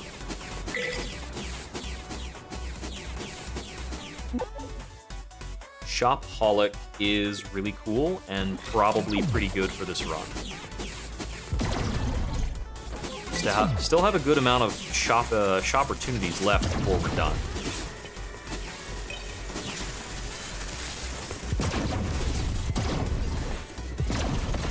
It's funny that this power-up makes the 5 nuts pickup no longer exciting.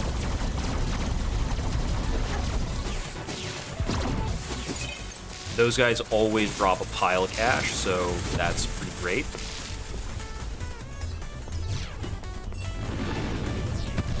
Oh, we're already done. We got a really tepid series of spawns. Now, I had opportunities for chests there that I passed up on.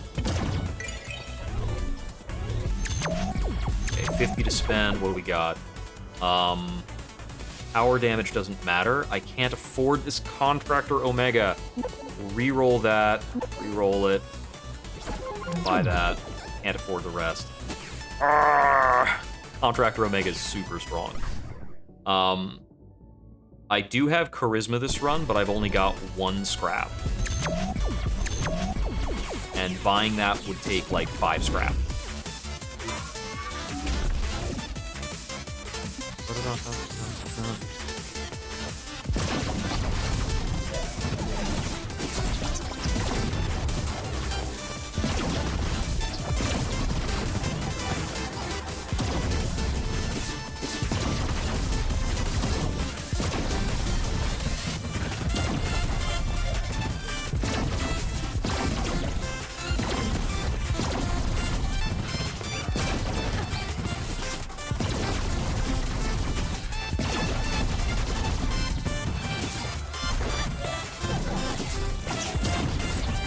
Twice.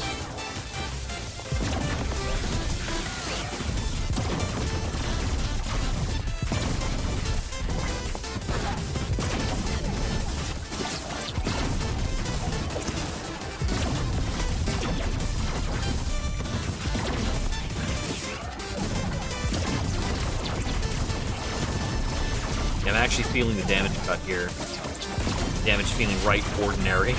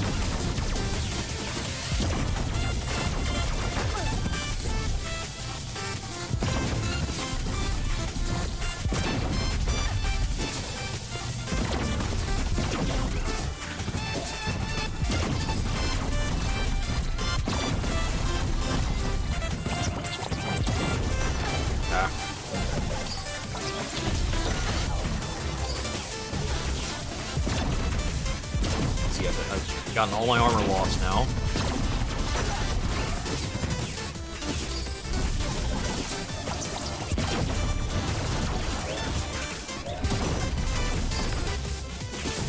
I don't know why it is that I'm taking 17 damage.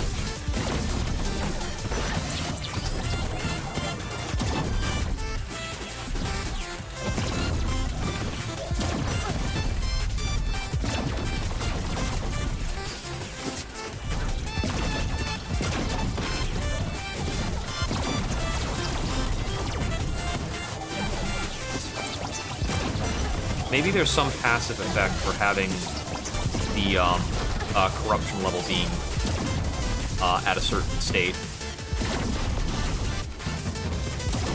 regardless of the challenges I exactly pick. Couldn't thread the needle there.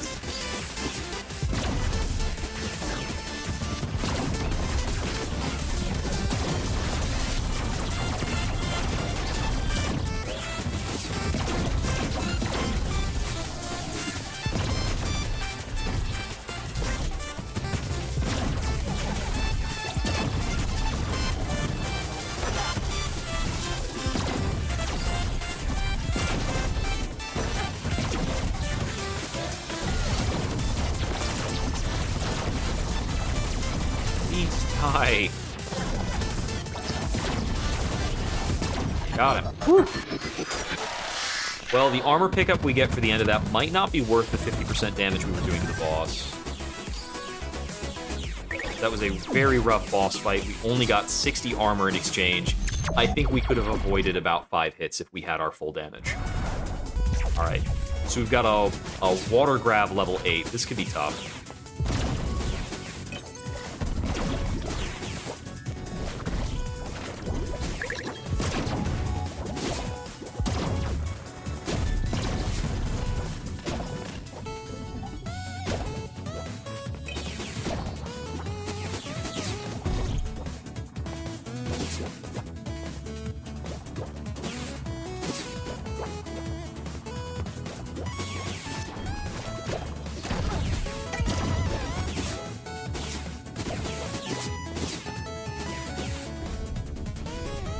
I'll take this.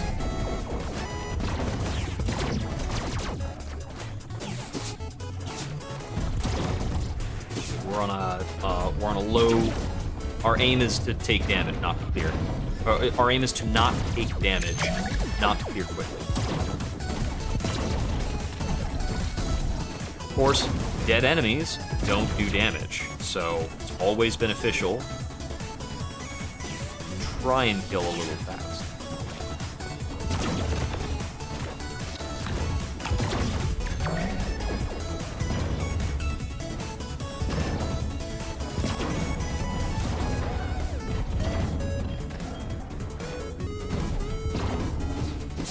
Projectile blocker bailing me out like it always does. Armor all in here. Scrap Sloop is also a pretty viable pick.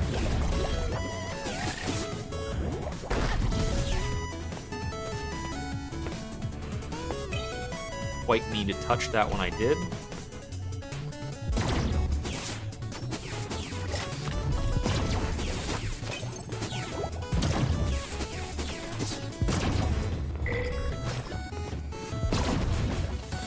Certainly getting tougher variants on a few things. To an appreciable extent.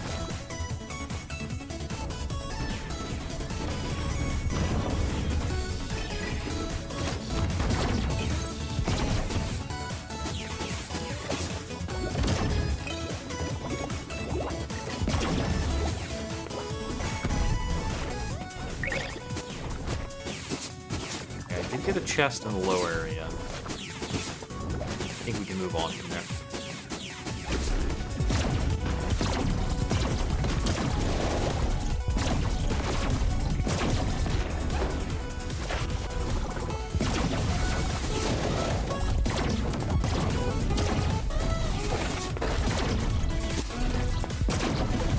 Forgot about the minion that was going to drop out of that.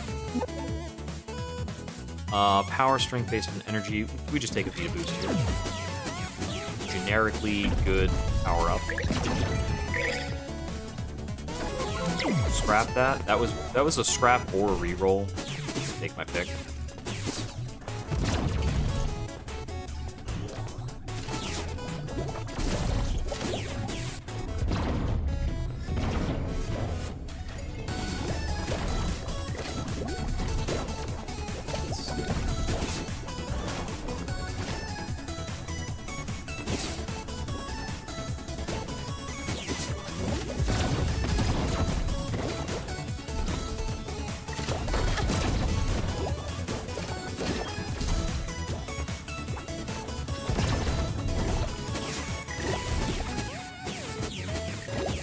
I get the feeling there's something else this way. Maybe not. Like that's a no. Whew.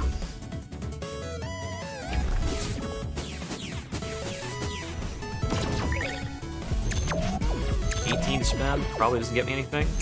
I get to stare longingly at another Contractor Omega. No. I'm holding up my hand, but it's like not on camera. No. There we go. That's the pose. I think Contractor Omega is like +3 to everything. Yep.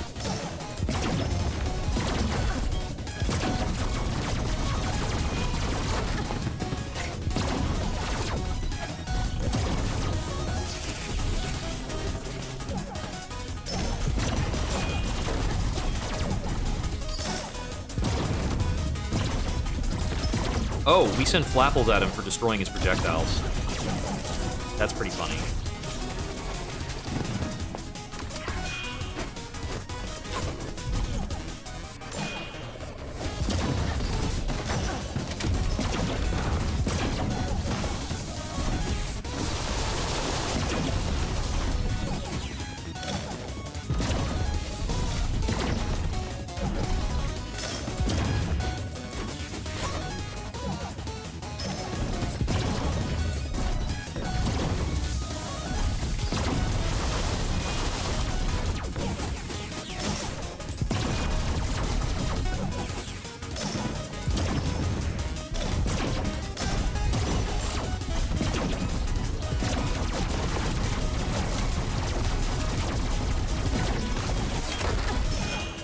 I realized there was friggin' shuriken on the wall behind me, so I couldn't use it as a clean escape.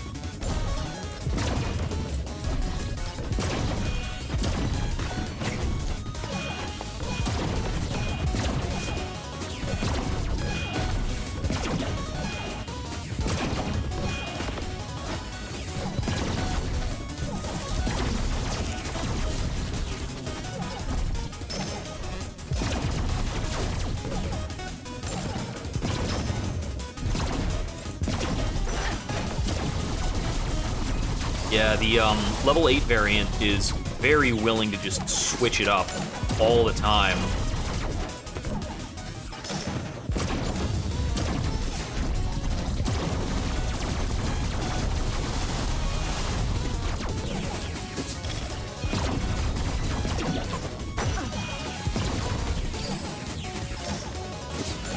You have almost arbitrary side switches. What's that? You poked me? I'm going to the roof.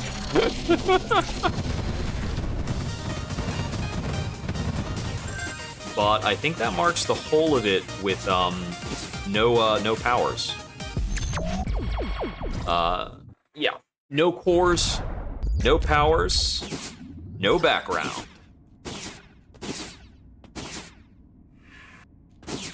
This is part of what we were going for in terms of the secrets and challenges hunt. There are a lot of challenges that, when completed, give you special stage variants to help you progress towards a true ending. How the hell do we proceed here? Looks like we need to come up here. Come over here. Do this, this, this, this.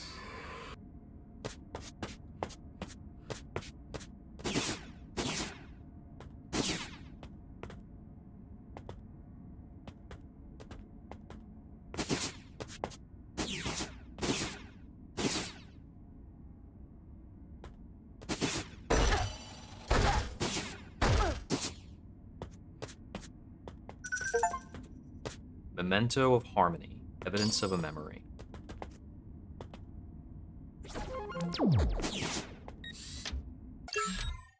A few words are scrawled with an unsteady hand. I believed this world spared me because you're still out there, Ellie. I know you'll find me before it's too late. Yeah, so these are this bottom row of lore is from secret stuff that I found. Regret came out of nowhere, a shimmer of light. A thunderous rupture as matter stacked on matter without the physical space to do so, then the end. I'm sorry, Ellie. You were right, for all the good that does now. Delta's note. Persistence pays off, huh? If you're here, I guess that means I'm not. I'm sorry for pushing you so hard. Just don't want what happened here to be anyone else's fate. This world isn't one you belong in. She gave me this years ago, told me to guard it with my life. Take it. Stop her. If you see me again, no hard feelings, huh? I think this is just the way we are, destined to clash, fall, and rise again. And this one, willingly, I give myself to something more. To get Delta's note, we had to... this was based on taking a lot of prototypes. So we had to be in a run where we had like 3 different drawbacks. Um, this is the one we found just now by beating a run where we didn't take any cores or boss power-ups. So we had to come here as like the baseline character and get to level 9. This one over here, I'm going to show you all in a moment. And this one here, we had to collect 50 scraps before going to the factory stage. And then it changed the factory into like almost a Metroidvania style. Okay.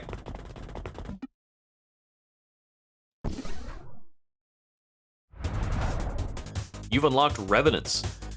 What?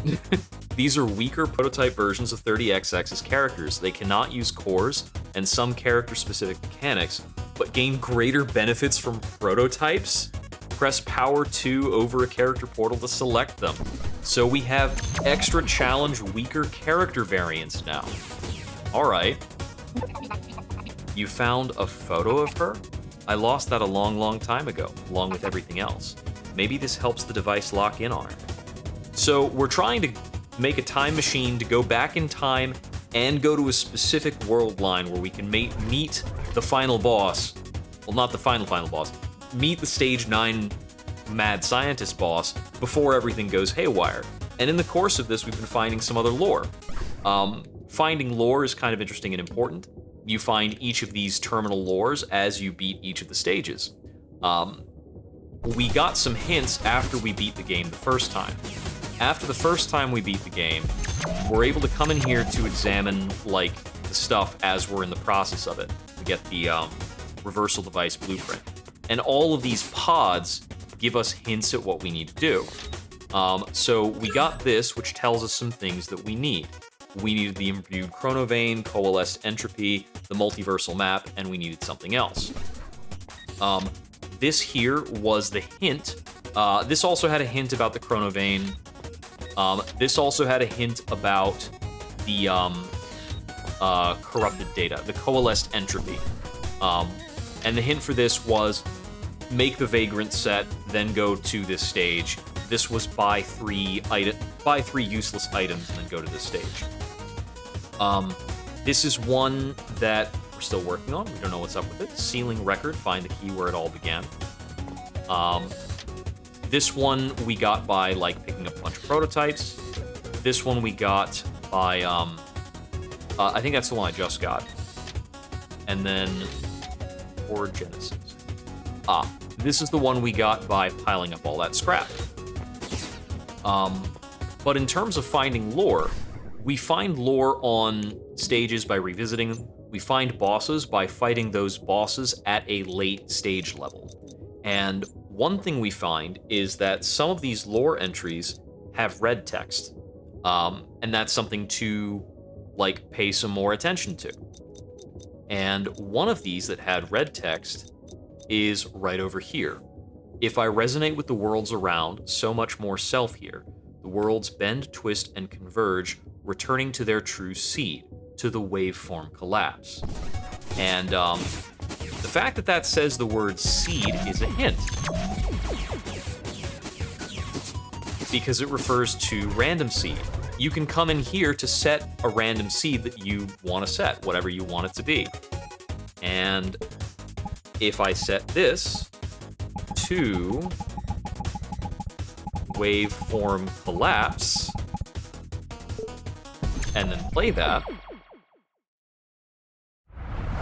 it sends me straight to level 9, but level 9 as level 1 with no enemies.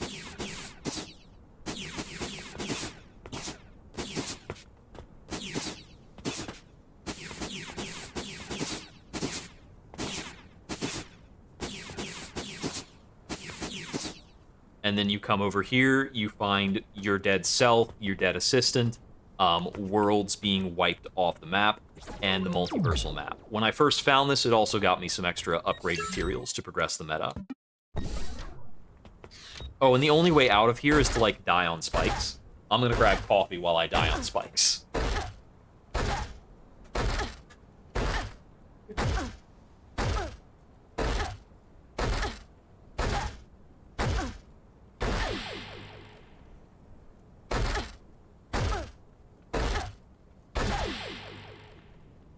And yeah, that includes the E-tanks.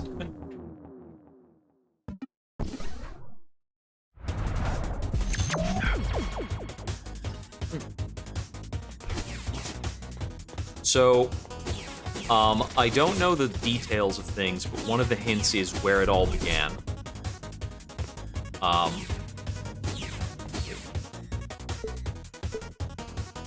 I can't max out my rerolls yet, or the increased shop count. Both of those are waiting in the wings. I can get a little more health, a little more core room.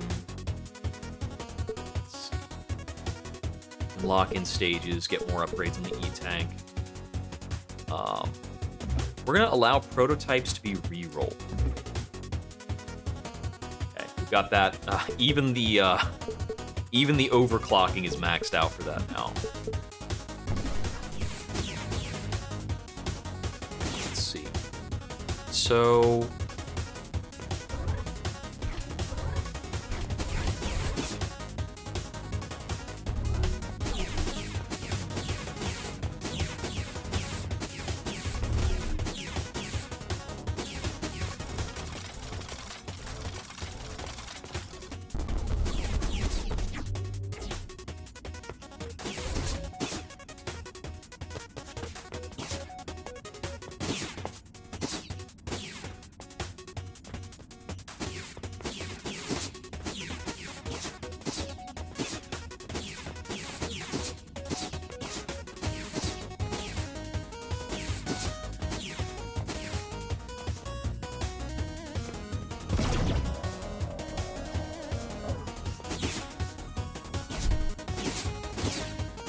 Down here. These guys are just hanging out. Must be it.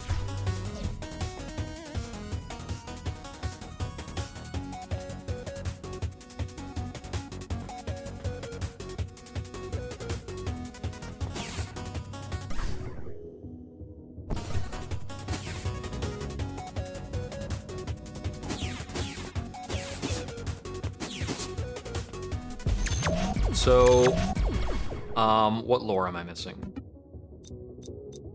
I'm missing lore in weather area and in the temple.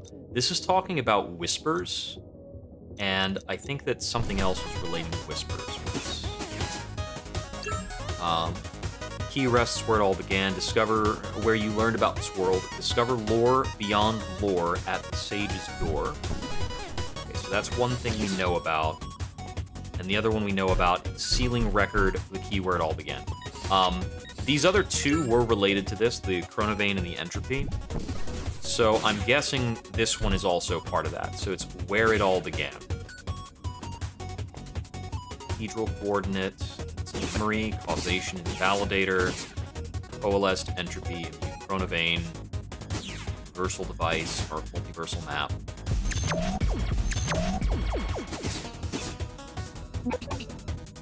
Essence of the sealed hero. How can you get your own essence? Good question.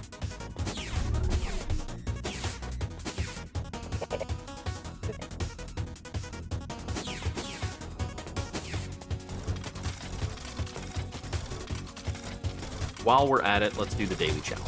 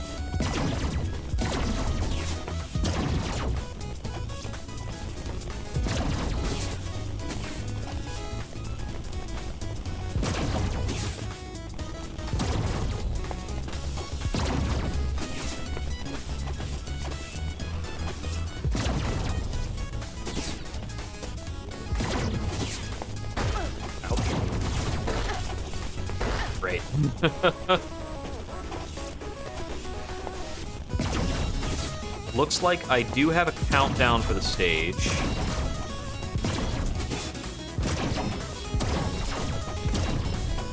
My health is down to just 80 to start, and I have no auto tank.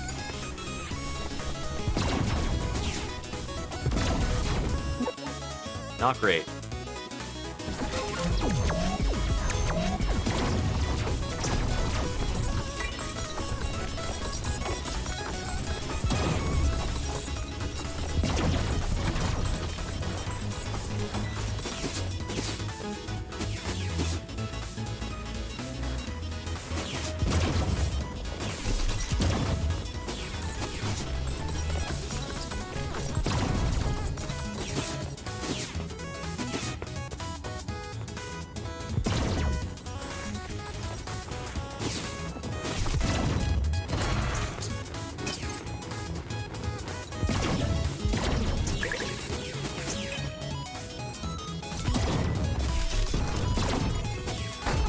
Ah.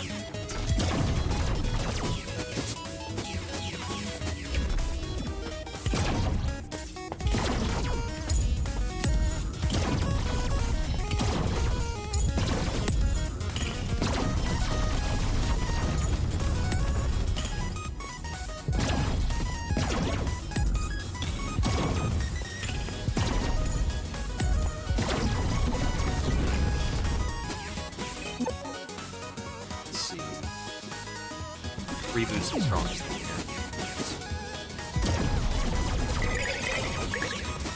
Okay, fully healed. Oh. Loot Omega.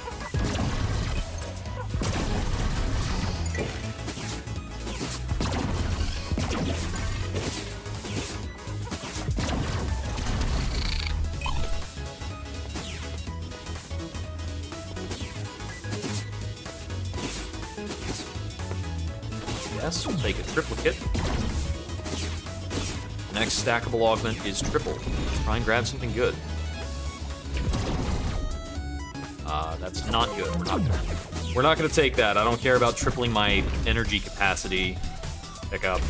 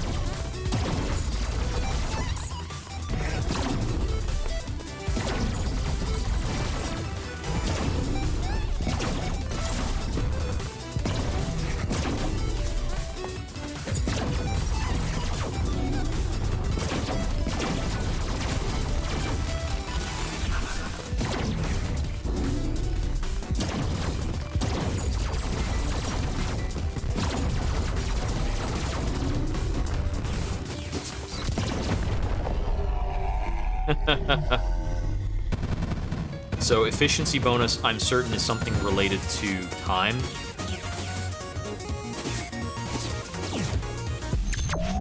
Oh, there's the time bonus.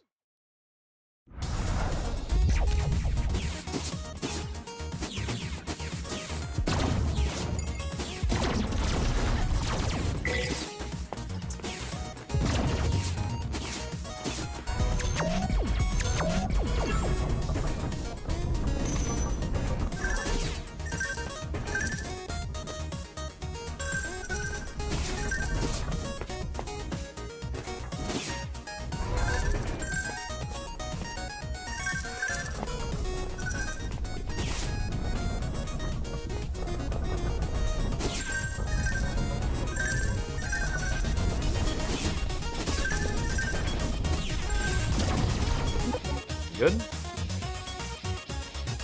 We'll take Armatorts. Makes us a lot like your Link.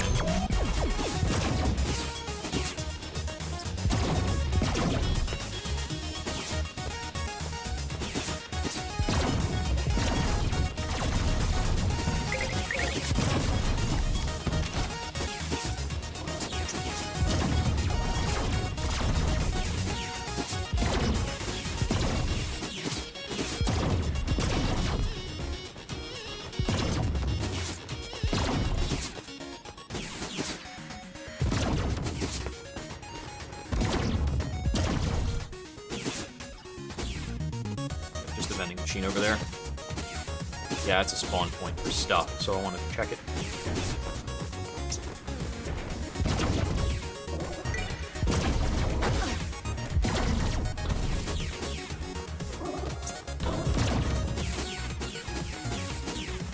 That $1.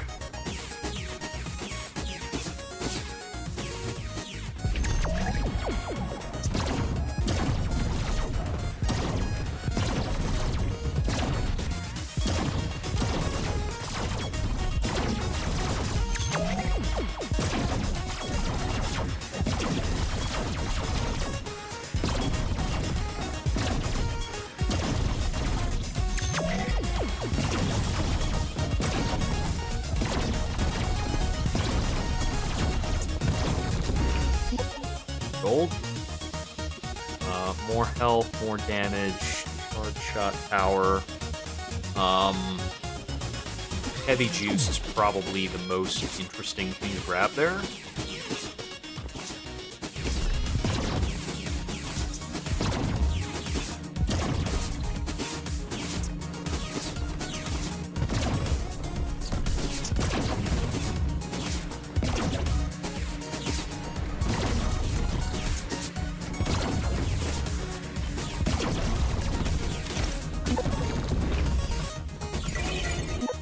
Long.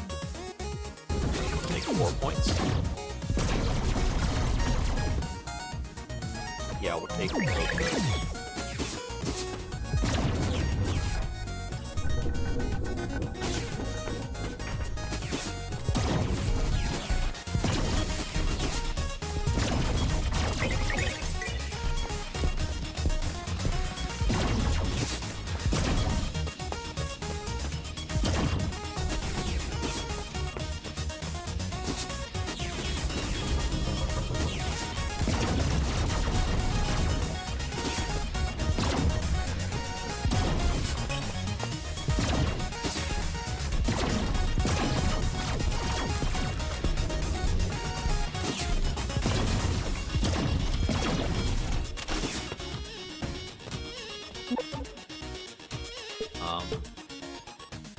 Yeah, that's a good trade. Patient Hunter for Resident Foods.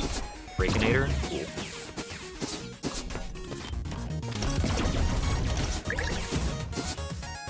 This should allow us to clear a lot of things substantially faster. That's better for points.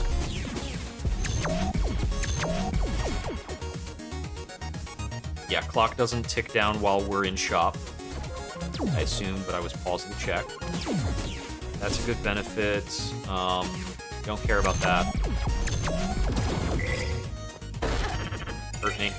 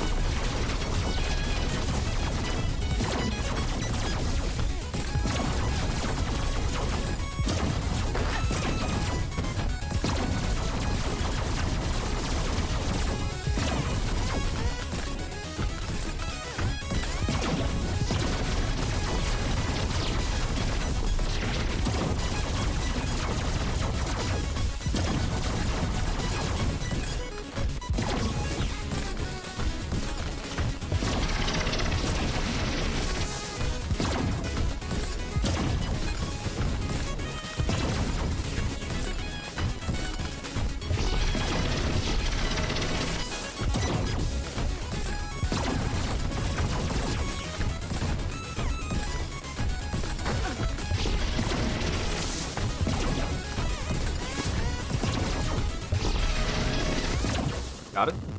With an efficiency bump. Okay. So I'm guessing the efficiency is about either time for the stage or time for the boss kill.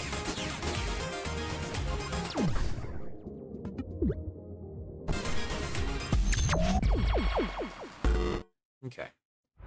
Pretty injured right now.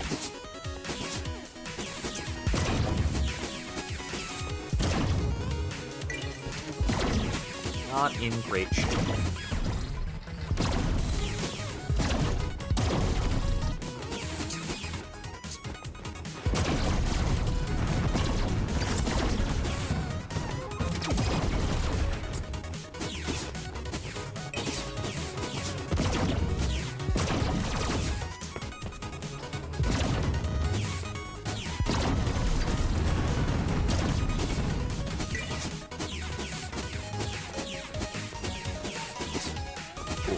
easy version of this mini boss.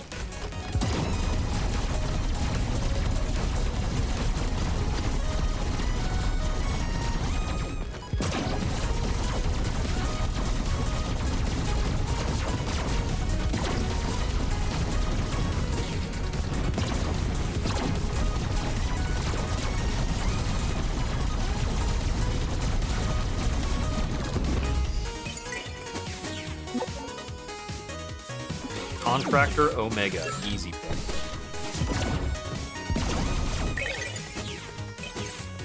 Health good, and a gauntlet.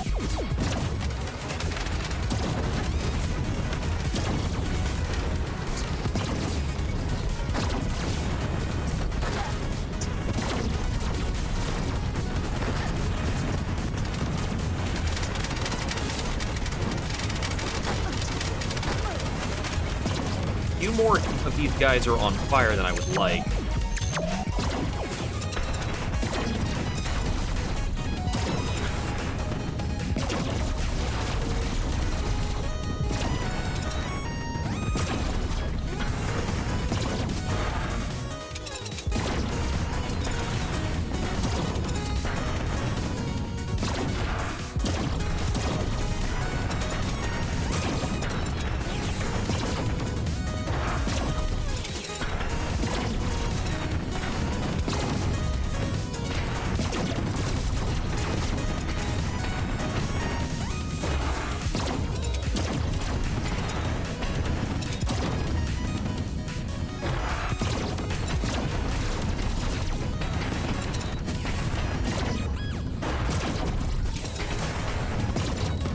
Down.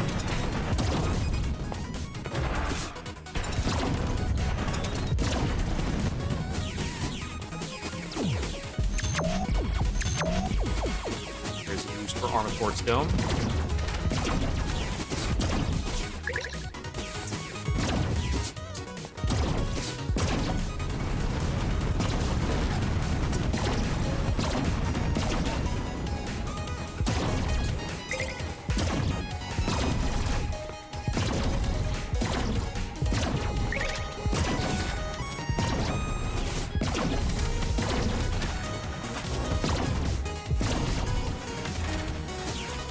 There you are.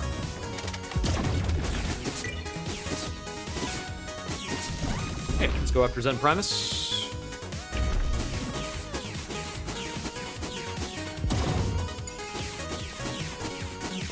Not to spend cash on health, that's for losers. Might be quite wise here. I don't have a good power to fight him with.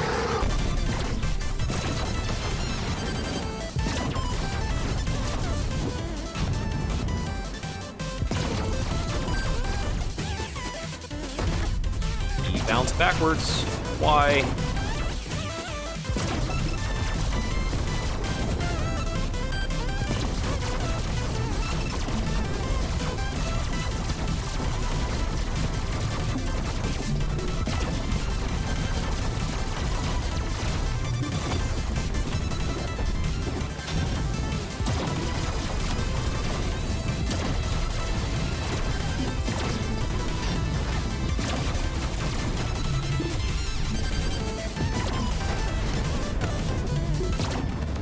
Cool. More points.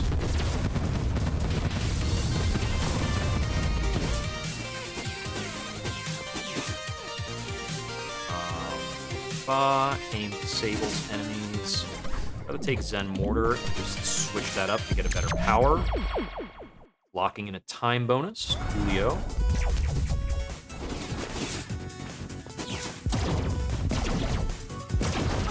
Yeah. Take damage from the fish. I'm going a good bit too fast.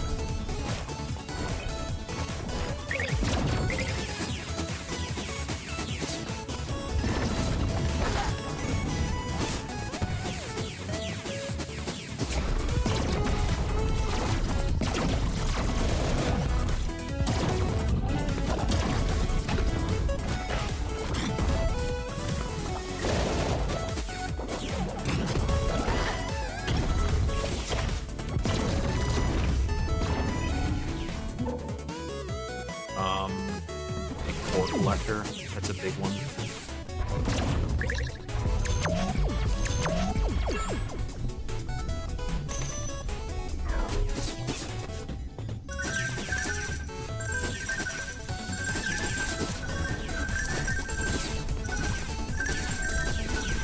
Super easy, barely an inconvenience. Box jacks.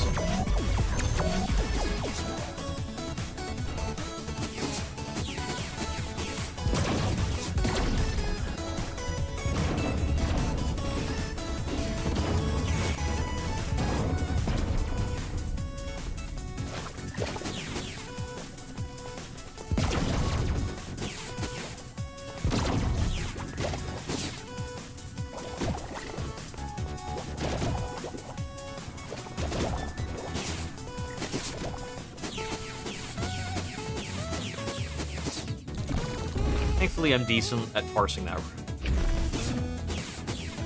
Not decent at looting that room, but I can parse it. Yeah, we'll do that. Let's fight. I still feel very not healthy. But we've got a lot of extra, like, pickups and stuff to help.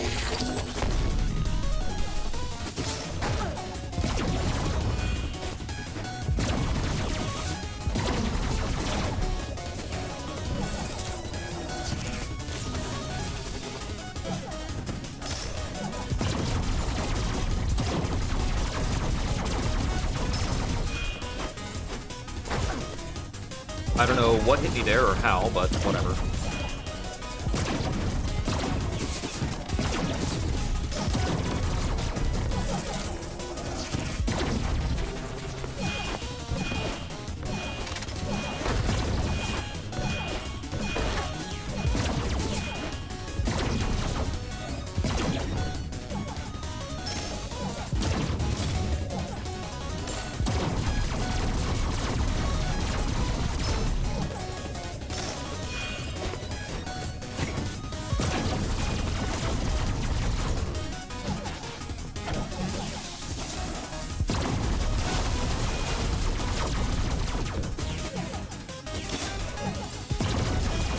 I do find it kind of funny that this boss is, like, somehow a Russian Cossack dancer. He's doing the foot kicks.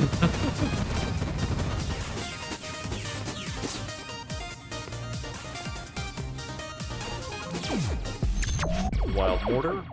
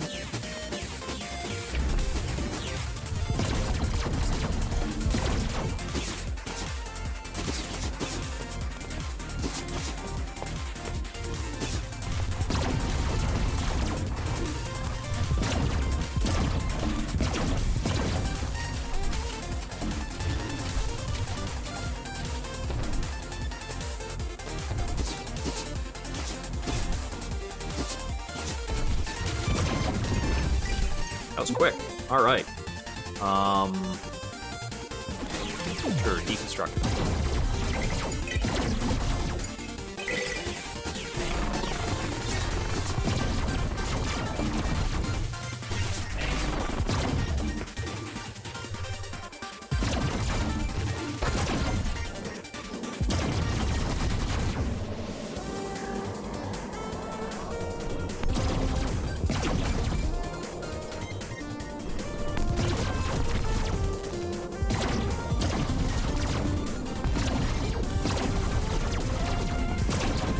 I wish the regular game gave you a time bonus.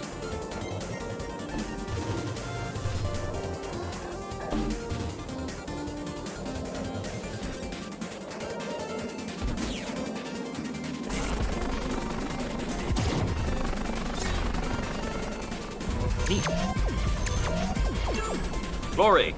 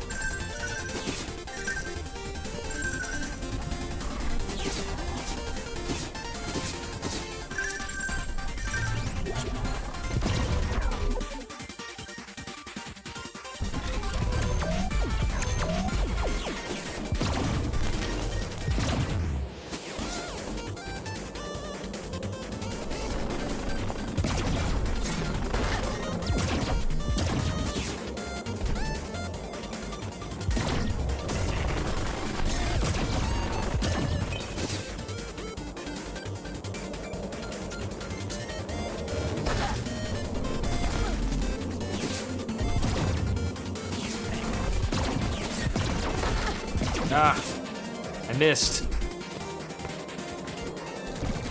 Boss time.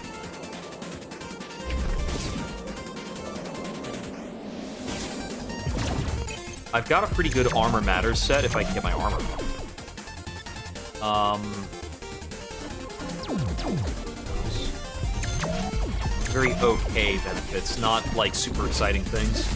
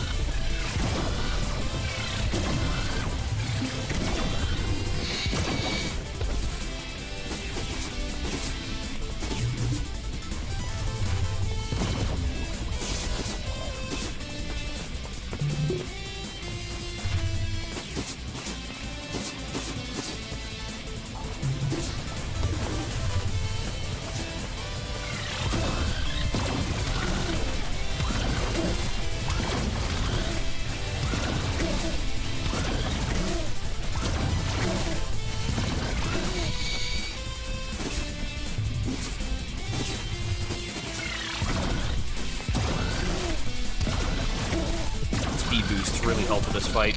Nice.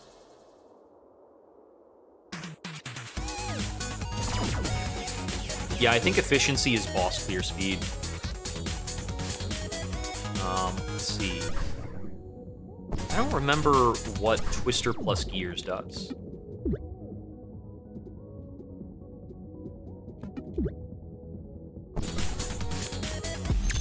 Let's try this shit out.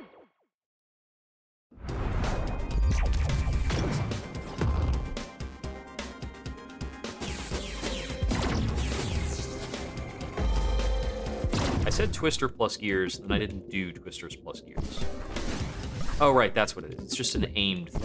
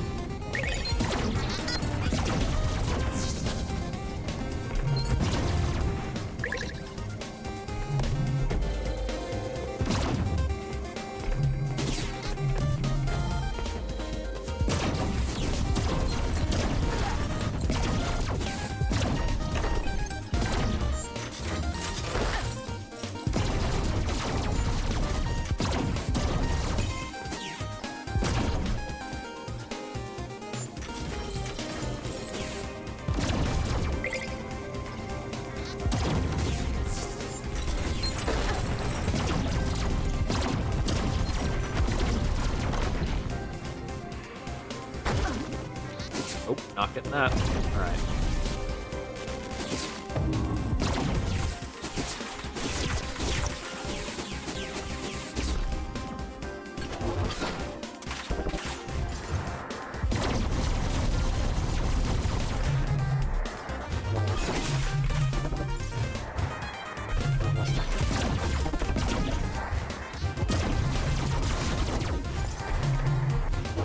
I trapped myself in there a little bit.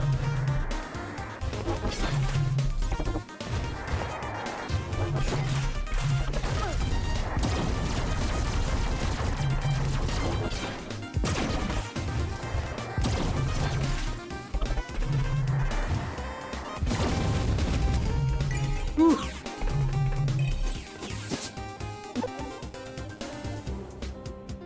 I'll take Glass Cannon. It's the strongest one there, even if it, like, is dicey in general. Owlhawk's Feather is very strong. I only have 3 core room right now, but I'm gonna get more. Yeah, do it. Just send it. Just send it, throw in enough core extenders to make it work. Thrill of Battle is actually pretty good.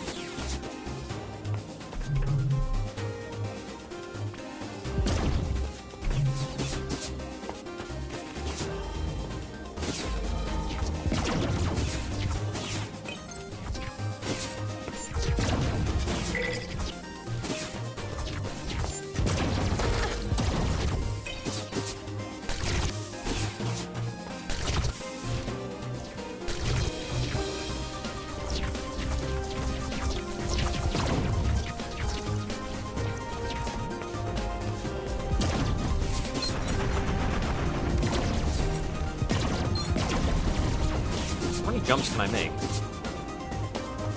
Okay, I have 2 double jumps somehow. I thought I only had, like, basic Dracopents for double jump. 1, 2, 3. But I have 3 jumps.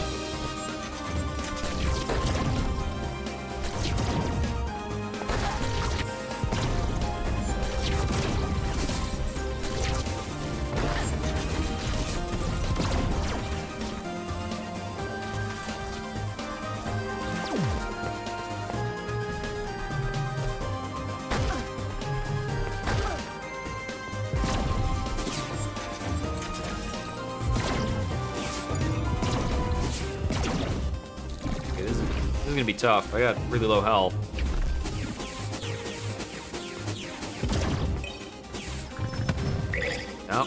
Yep, we can out of that.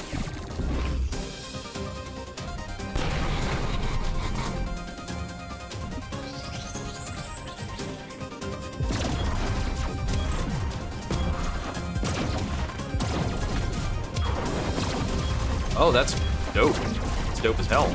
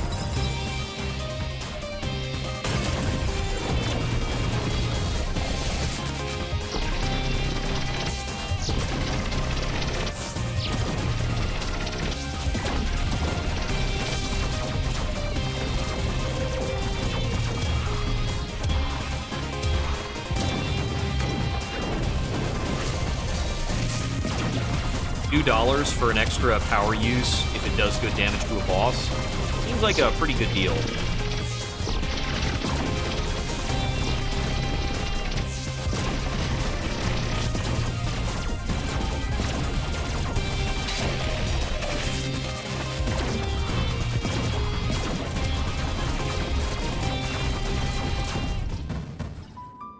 Not usually too worried about that guy.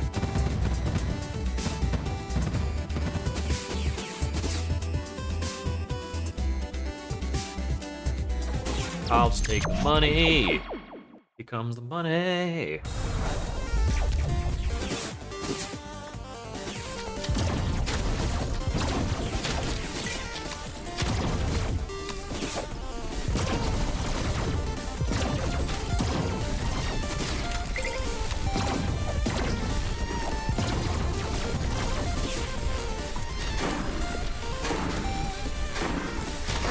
Ow. Rude layout. I caught that one on my chin.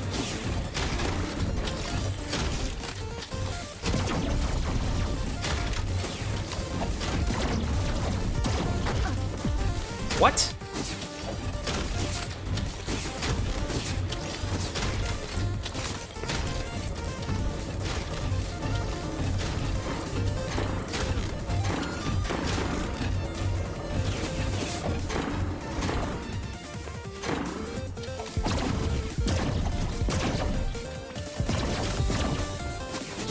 I don't know what bounced me in a way to take that hit earlier.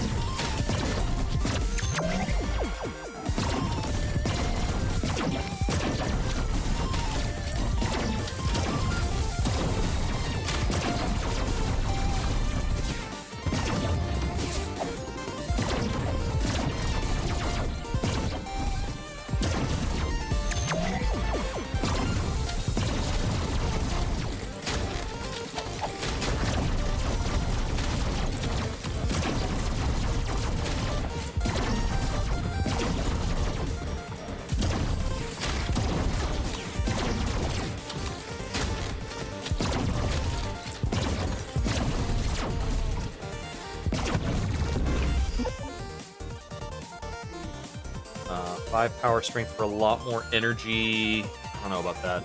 I think bouncy beams is actually the best thing.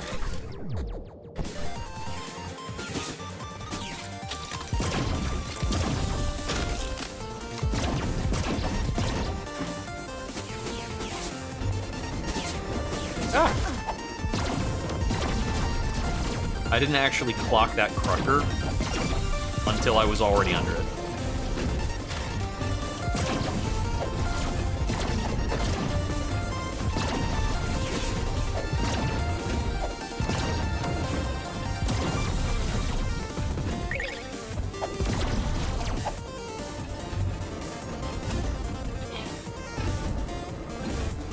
The bouncer with Armator's Pound is actually really helpful, because it can bounce behind me and delete projectiles that I'm not, like, necessarily devoting a lot of attention to. Blech.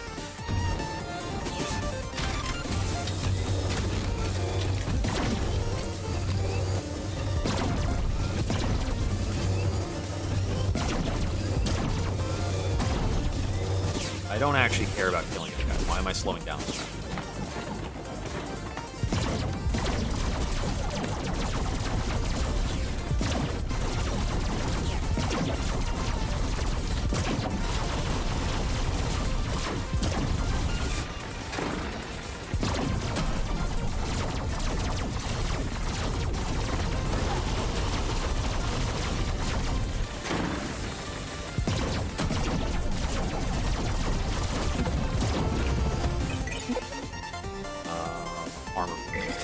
Here.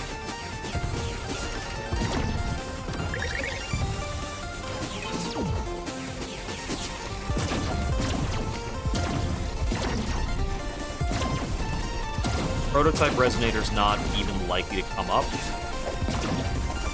I need to find a prototype thingy before it matters, but maybe we will.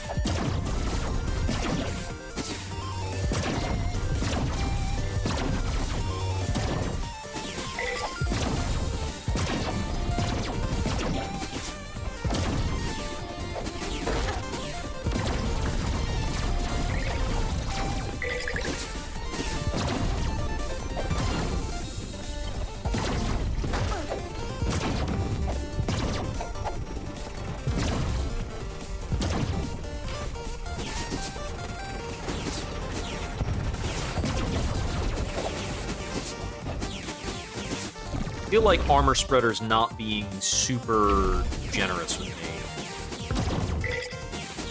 That's better. That's more like it.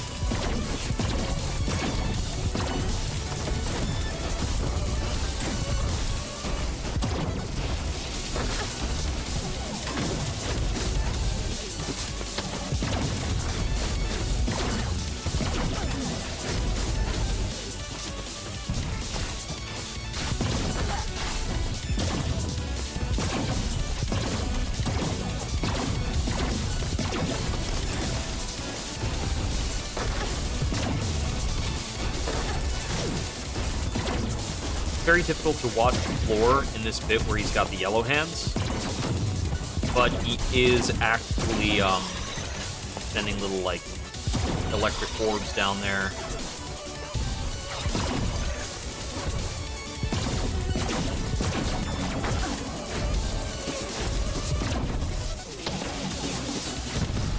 The amount of powers I have right now that are facilitating my aerial mobility are making it difficult to remember that I cannot actually fly at all times.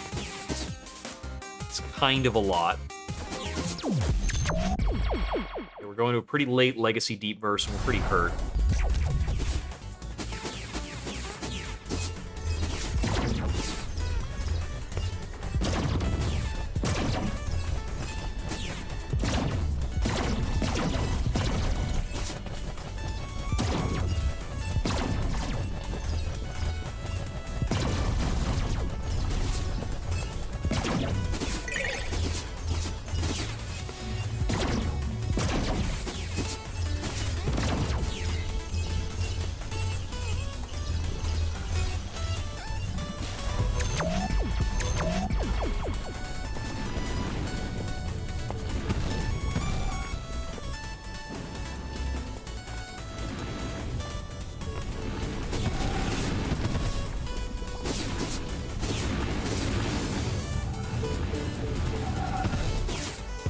I hear flying is pretty good. There's our Dracobin's Claw. Been looking for that. Let's see. I don't actually need to fly on top of my double jump.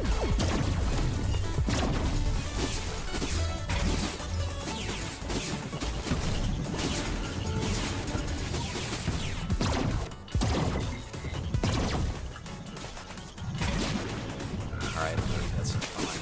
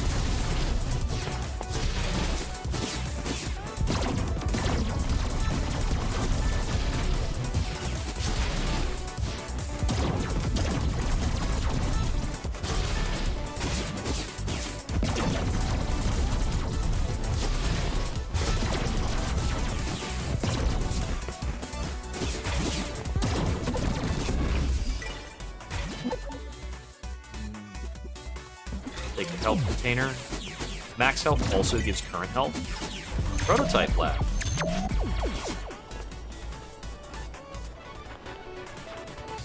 Oh, that's so weird. You can't attack, but you can use powers at 0 energy. I'm not gonna take either of those, even though they theoretically have enhanced benefits right now. That other thing I picked up.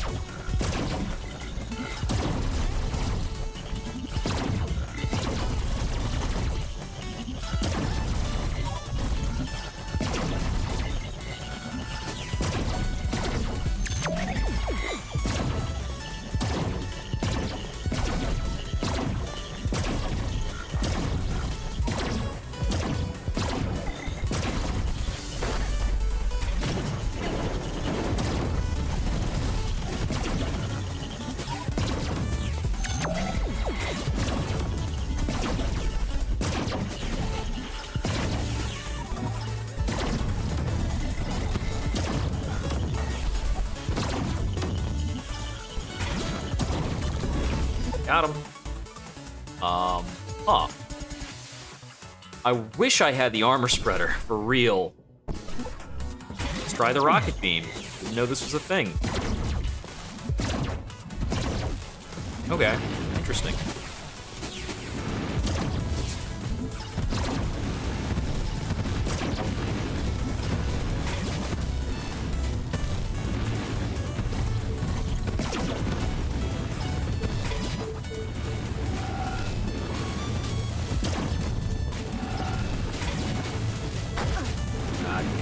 Bummer.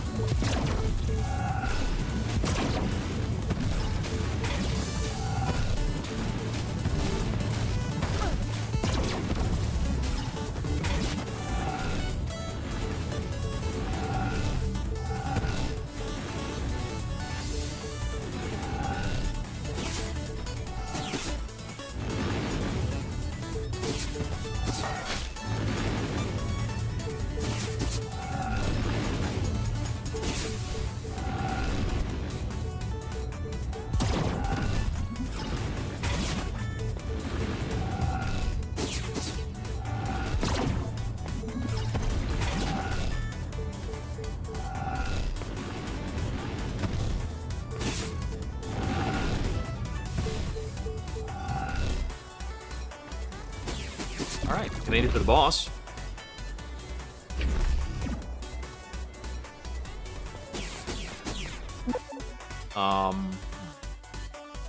No thank you. 23 to spend. Well, if I had 24, there's something, but...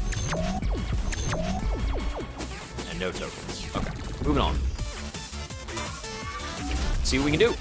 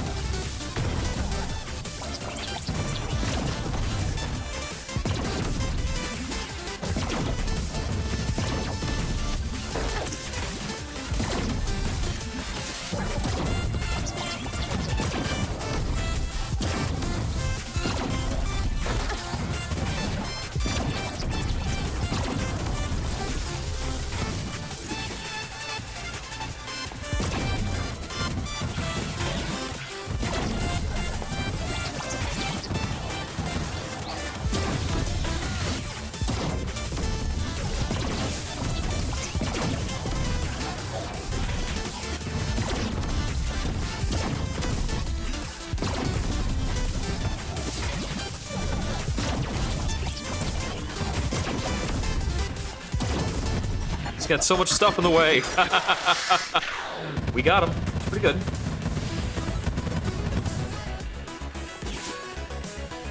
I didn't have a whole lot of time left to mess around in that level either. I'm gonna take the Spring Head ability. This is actually really good for the later stages.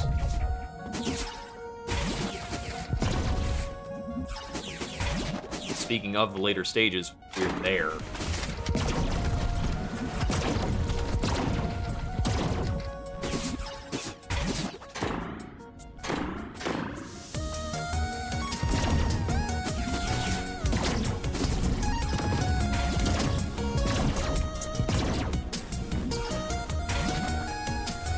If we hit some of these anti-grav panels at this elevation, I think those are just... Yeah? Oh no, I was,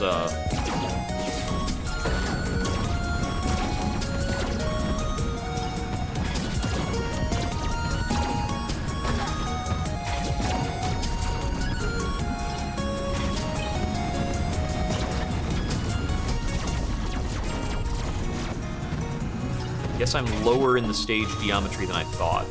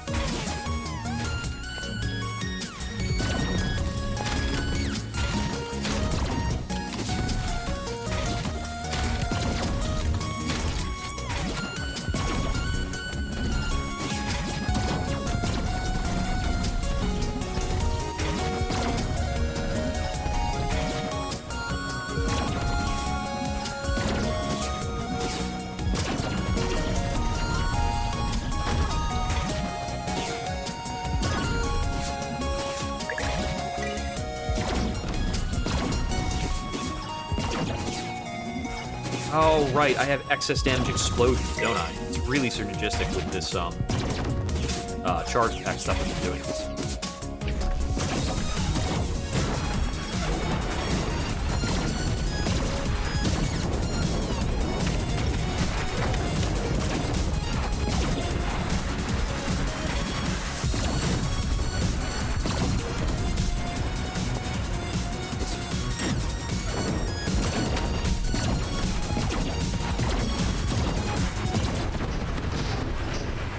Got through phase 1 for him. Phase 2's tough, though.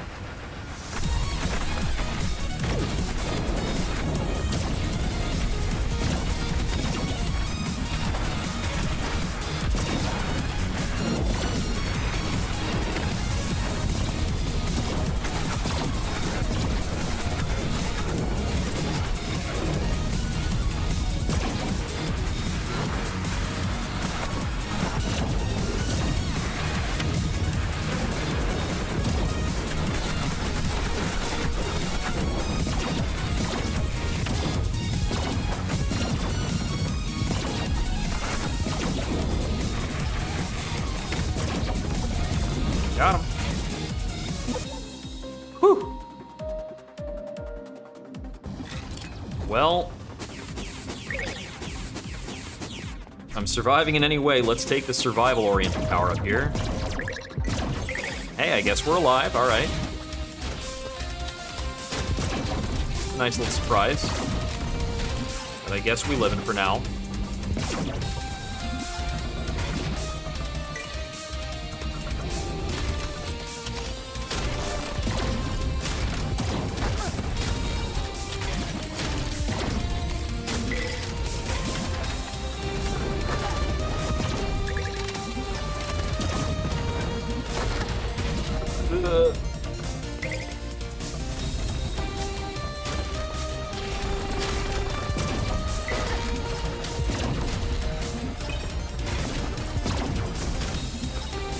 where everything related to, like, health drop rates and pickups really comes into play.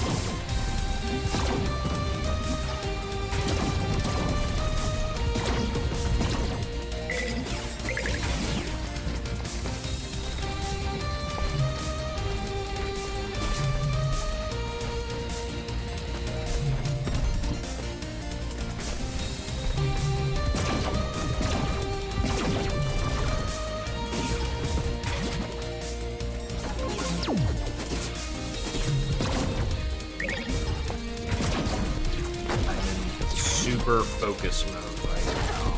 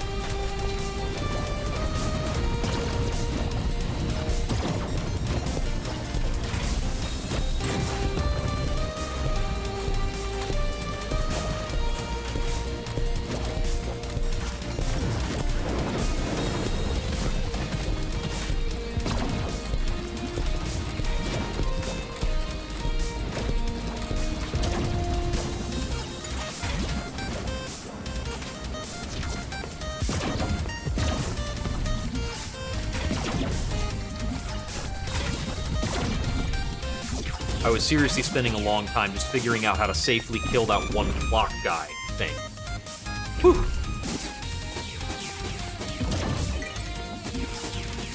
Alright. Let's fight Eleanor. Got a decent amount of energy to, like, funnel damage to the room.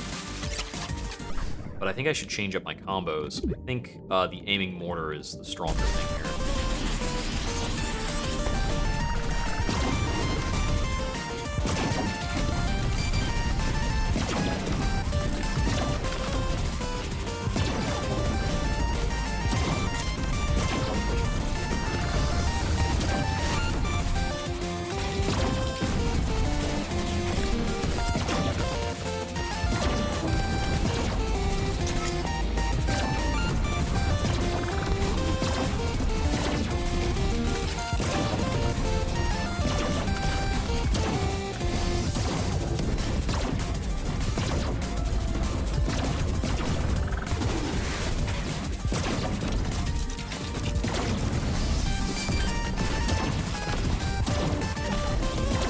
feel like this Eleanor is simpler than the one I fight at higher corruption levels.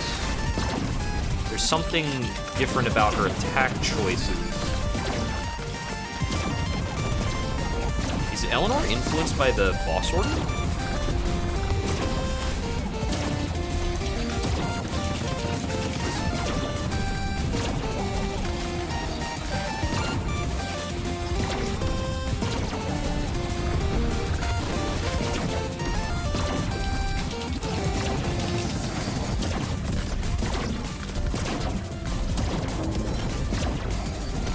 Maybe it's a phase thing and she's about to get crazier.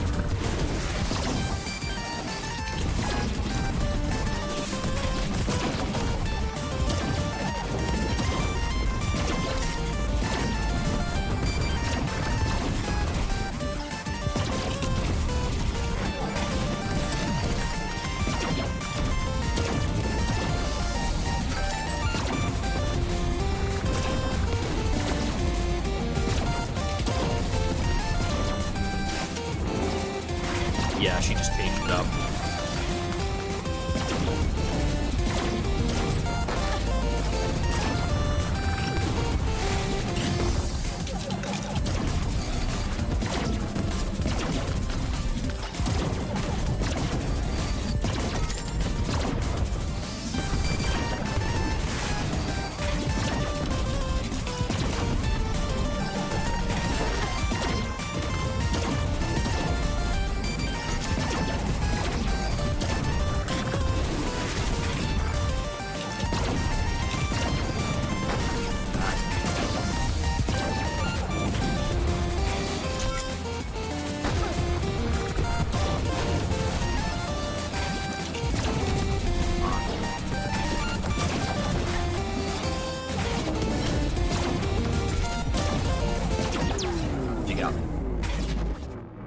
Yeah, that's a real marathon for that last bit.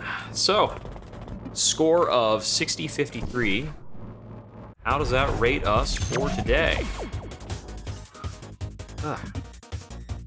Let's see, that would be the daily vanilla score. Oh, wow. Our 60-53 puts us at 7th? That is a 7th place finish for the daily. Right now. So I take it that there's not too many people running through this, which is a bummer. This is a really cool game. It's not new, so I understand if there's not a lot of hype. I saw on Twitch that this didn't have a whole lot of attention, and that's a bummer.